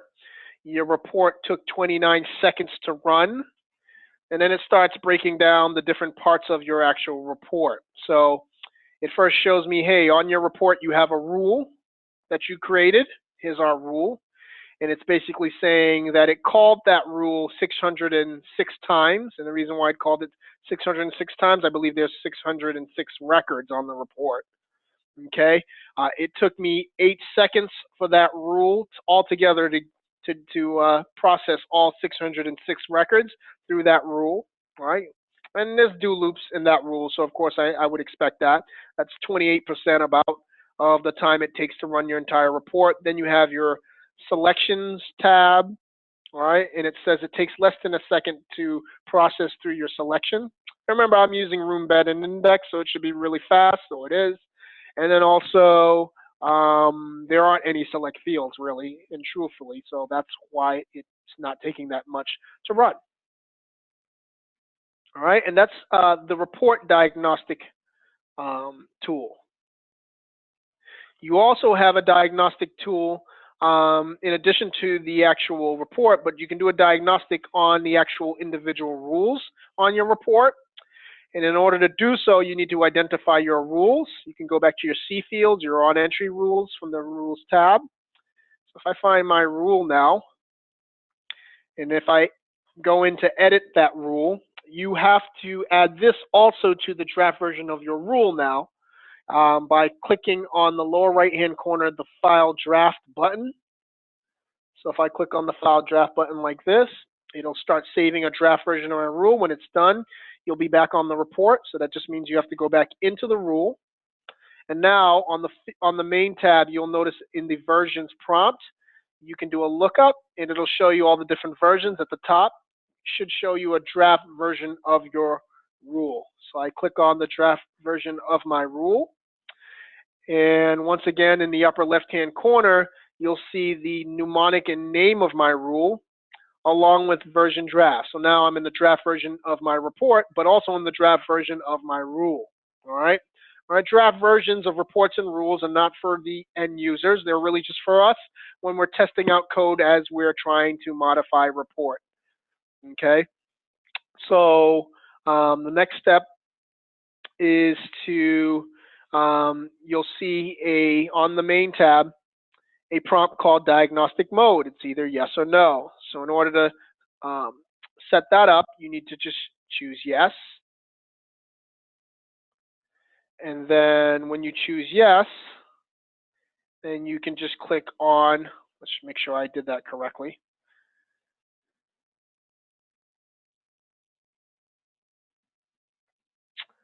Choose yes, and then file draft, right? Because you want to save the draft version of your rule, not the final version of your rule. You wouldn't really necessarily have access to diagnostic mode as well. It'll probably give you a warning message if you tried to use that functionality from the final version. All right, and now all you need to do is, since that edit was made in the actual report, I can just hit create and wait for that to save.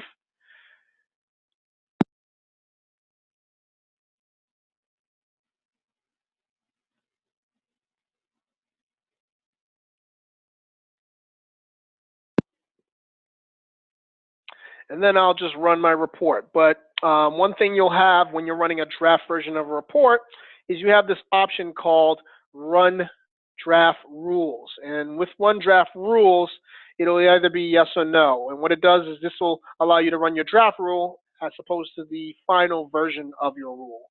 Okay? Remember, my draft version of my rule actually has the diagnostic mode. All right? And we've seen the record limit, which basically allows you to run it for a certain amount of records at a time. But I'm just going to leave that blank so I can see all 606 records.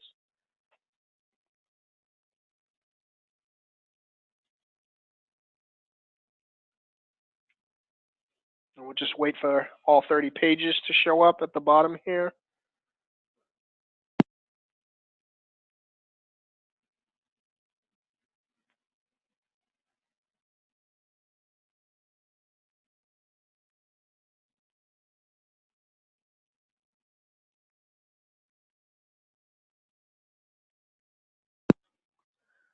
All right, so once it's done, once again, it's going to bring up the diagnostic mode. All right, right now it's showing the same diagnostic is highlighted in green for that, so that's the report diagnostic. but by tabbing down or arrowing down, you can actually highlight the rule itself, and it'll show you a rule diagnostic as well. So it'll actually show you line by line, what we have set up in our report, along with the how long each line of code is taking to process. Okay, so right now, that rule is taking less than a second right now. Okay, however, each line is usually like less than a second as well. All right, and then the percentages of those. All right, so whatever takes the longest is certainly what you're going to have to address.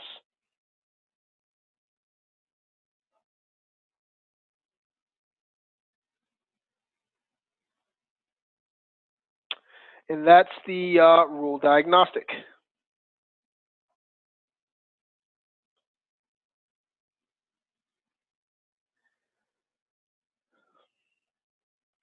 Let's talk about the debugger tool, the rule debugger, and also the rule search utilities.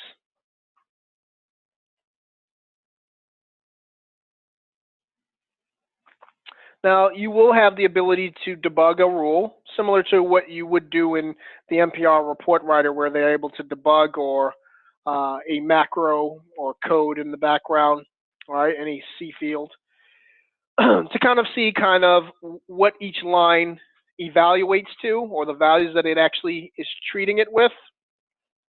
Okay, so in order to do this, you must again go into your individual rule. All right, you must save a draft version of your rule and then access that draft version by just clicking on the versions prompt and choosing draft. Once you're in the draft rule, you can go to the rules tab, and then you have your line of code. All right, so you can highlight any of the lines of code, all right, or the expressions on the lines of code. So if I click on this join list, I can, at the bottom of the screen, there's going to be a button called debug right here.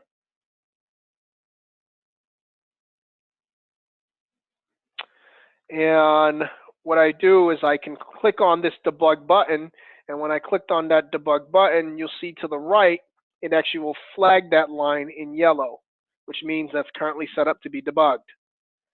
And I can do that again. Let's do that with line number 2 as well. And I click on debug. All right. And after you debug it, the line will actually highlight in pink or in red.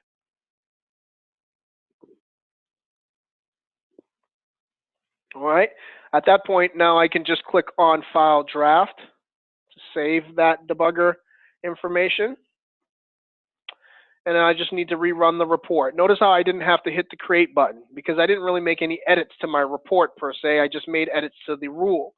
So if I didn't make any edits to my report, then I don't have to hit the create button. But if I made edits only to my rule, I only have to hit the File Draft or File Save Final button. Okay, so now I'll just choose yes because I want to run the draft version of my rules. Okay, if it has it.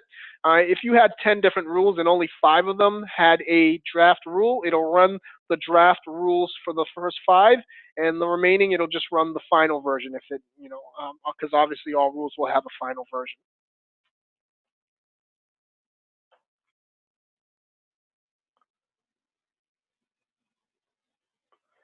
And actually, I'll do one other thing. When I debug a report, let's just remove that for now. Usually when I debug a report, I usually like to pick like a patient example, all right? Because if you debug it on one rule, it's still going to look at all 606 records that it was looping on. So let's say I only need just one good example.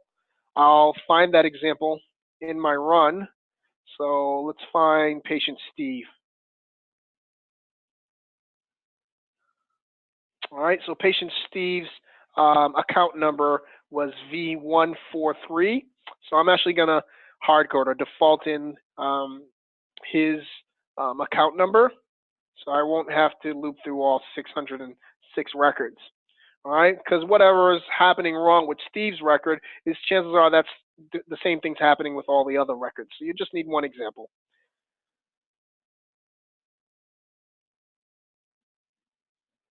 All right, so in order to do that, you just go to your Selects tab, and then I'll just add the account number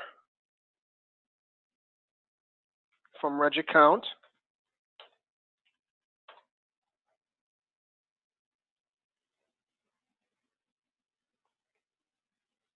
Like that. Then I'll use the equals operator or endless operator if I want to check for more than one account number. And then I'll just default it in. So I'll just use the default value attribute. And then once again, I'll use that account number, which is 143, V143. So I'll just type in V143 like that. And then since I've made an edit to my report now, I'll have to click on the Create button to save my work.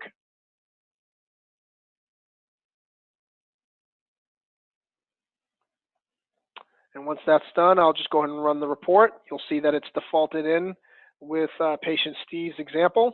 Once again, I'll choose yes for run draft rules, so I can see what's going on with patient Steve and his diagnosis codes.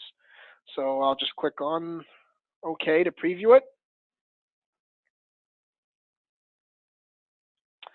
And as it comes across that first record for patient Steve, it'll open up the debugger for these records here. And how you'll know the debugger's in there, it's usually next to the icon. If you go to the Meditech icon that looks like this. Oh, let's pull it up again. So here's the little icon right here with the dash right before it. That's usually where the debugger comes up. If you choose it, the debugger will fly up there. All right, and this is what the debugger looks like. And with the debugger, the first thing that it'll show you is the mnemonic of your rule that you're currently debugging or troubleshooting. Then it'll show you the line of code that it's currently on. It starts off with line 1, of course, first. Then it tells you what line number 1 looks like that you're actually debugging. Okay, so that's my join list where it's taking the diagnostic code and saving it into an output variable of out. It takes about a second to go through all of that. And the statement output value initially is our lactose intolerant diagnosis code. All right, and you can see that it's actually in a list.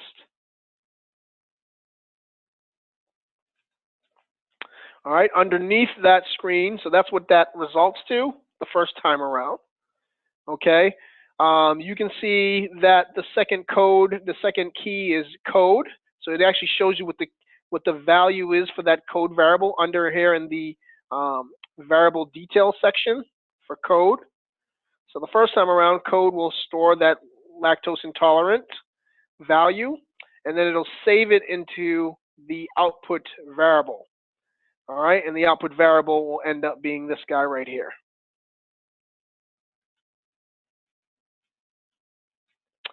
And then also it'll show you what the internal variables look like. So here's V0, which is actually the registration account OID. Okay, so that's the reg account OID, which is actually a number that represents the patient's visit.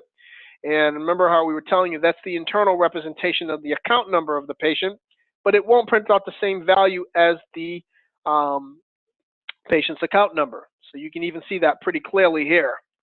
All right, that this is not the same value as the account number, but it's one-to-one with the account number as far as relationship goes. For every V143, you should get this number right here only. All right.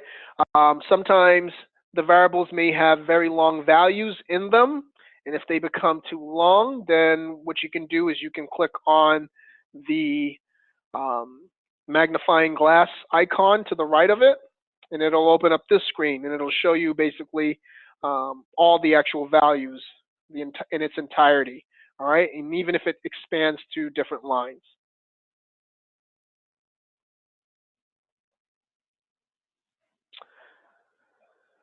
So that's the first time around in your do loop. Right now, we're currently in the do loop. That's where this join list statement takes place. So the first time around, this is what takes place. At the bottom of the screen, you'll have a choice of either choosing continue rules to the next debug line, so that'll loop to the next time. Continue this entire rule without debugging, so it'll kick you out the debugger, but it'll continue running your report. Or this guy right here, let's say you were found what the issue was in your rule, and you're no longer interested in seeing the report run, nor are you interested in seeing it debug. So you can just terminate it altogether with the third option. I'm going to step through the next step to see what it looks like. So I'll click on the first guy. All right. So now it's still in that same rule. It's still on that line. All right, because I believe that record still has value, so it hasn't denoted to false yet. It's still true. And on that second record, you're going to get, code is actually going to hold 002.2, right? So they're diabetic, okay? And it adds that or joins that to the end of the existing list. All right, so now you have two diagnosis codes in your list the second time around. You'll notice that the V0 is the same because it's the same exact patient that we're talking about. So 410 represents the 143 account number for patient Steve. All right, let's try the next run. The next run goes to the third diagnostic code and, of course, adds that to your list. All right, once again, it's the same exact patient as indicated on V0. All right, when it's done, and we already know that patient Steve only had 3 diagnosis codes, then what's going to happen is the do loop will get back and see if it has any more records. It'll fail, and then it'll kick you out the do loop and go to the next line of the debugger. So let's see what that looks like.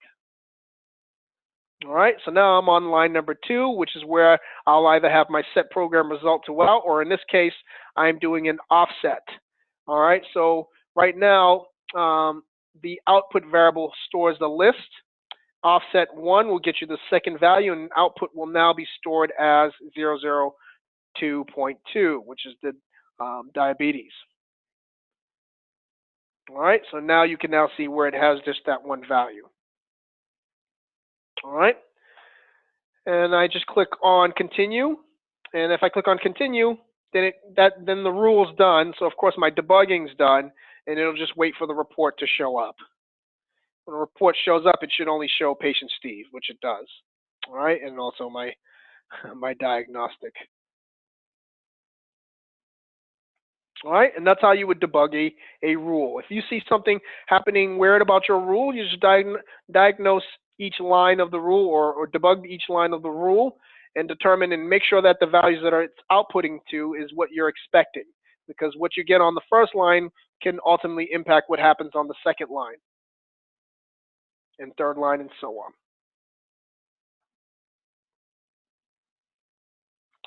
Last thing I wanted to show you today, the rule search routine. Let's make sure we cover that. Search routine, I'm sure we actually covered this earlier on in another unit, but let's see it again. The rule search routine actually happens on the third tab of your rule, and at the bottom it's just basically this guy right here. All right, where you're basically allowed to search for the different lines of code. If you had 100 different lines of code, which I do not, I only have 2, and you wanted to determine where code was being called from, you can just do a free text search for it this way, rather than scrolling through each line one by one. Let's talk about how to determine what's causing the no records found message. The no records found message basically means that no records are passing your select criteria, or you don't have a value that's being utilized on your sorts. You don't have access to that sort field. All right, it doesn't have a value, or you don't have access to it. So the first thing you want to do is go to your selects tab, and if you are getting no records found, the first thing I typically do is I'll take a look at all my select fields. The first thing that'll cause your report to get no records found has to do with your select field. So if you have 5 different select fields, I have one, then one of those or more than one of those select fields are not passing for any of the records that should show up on my report. So in order to test it and see which one is causing the issue, what I'll do is I'll go to the operator and I'll change whatever it is to ignore. So it won't impact my report. And then what I'll do is I'll take this account number field and I'll go to my fields tab and add it to my fields tab and then print it out on my layout. Okay? If I run my report and the account number here, all right, that shows up on my report doesn't match up with the account number here, then we know why we're not getting no records found. It's this field. It's not passing this particular criteria. All right, and I usually do one field at a time. Okay, now if I ignored all of my select fields and I'm still getting no records found, then the next step to look at is your index file. Just like I said before, you can determine really quickly whether or not an index file is causing your report to return no records by taking a look at its keys. So the keys, it has 4 keys. It's facility, location, room, and bed. What I would do then is I would add all 4 of those fields to my fields tab, and then in return add those to my layout and run my report. If I run my report for that particular patient example and one of those fields, at least one of those fields are not populated with a value, then I know that that particular record that I'm expecting to show up in room bed index is not in room bed index. The next way, if you remove your index file and you're still getting no records found, then it might have something to do with your sorts. Now the sorts work similar to your index file where you may have multiple sort fields. What I would do then is I would just remove each one of those sort fields from here and then add them to my fields tab once again, then go to my layout, print them out, and run my report. If I run my report and those fields don't populate, each one of them don't populate with a value, okay, or at least one of them. If one of them are missing a value, then I know that that field is what's causing my sorts not to function correctly, and then also causing no records found. So if you have a field on here that doesn't have a value for any of the records, or you have a field here that you do not have access to, or you didn't get proper access to by way of doing a possessive or doing a do loop, or you did your do loop wrong or something like that, if it still amounts to no value, all right, and you can tell real easily if you're doing a C field here, you can print your C field, remove the C field from your sorts and printing out on your layout and see if it has a value. If it has a value, then it's not causing an issue. If it's blank, then that's what's going to cause you no records found. You only need one field here not to have a value on your sorts in order for it to cause that issue.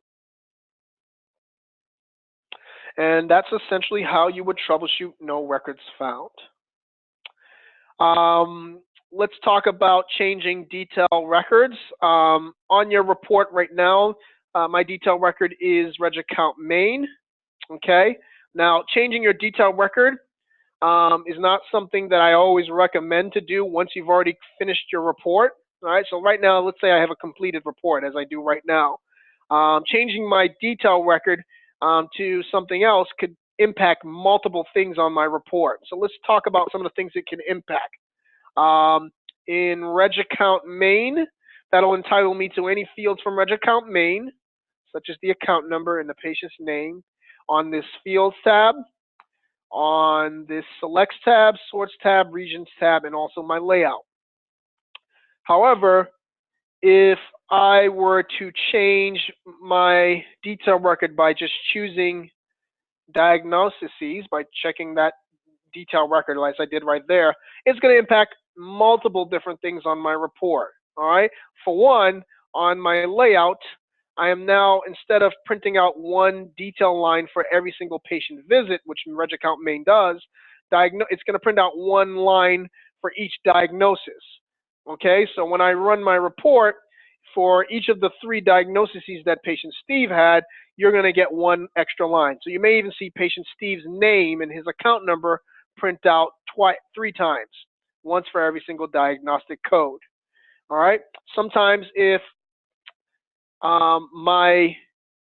because my detail record is currently diagnosis C's, I also have access to now printing out fields that need these 2 keys, the OID or the diagnosis code, or both. Okay, so I'll have access to printing out, selecting on those fields. However, I'm only going to get fields or records on my report who have a diagnosis. Okay, if they don't have a diagnosis, we're not going to get all 606 records that we've been seeing normally. All right, so just to watch out for little things like that and how that can impact your report. All right, so this concludes the troubleshooting section or unit, and it actually also concludes the 7-day workshop series. This has been a good class. Once again, I'm going to I'll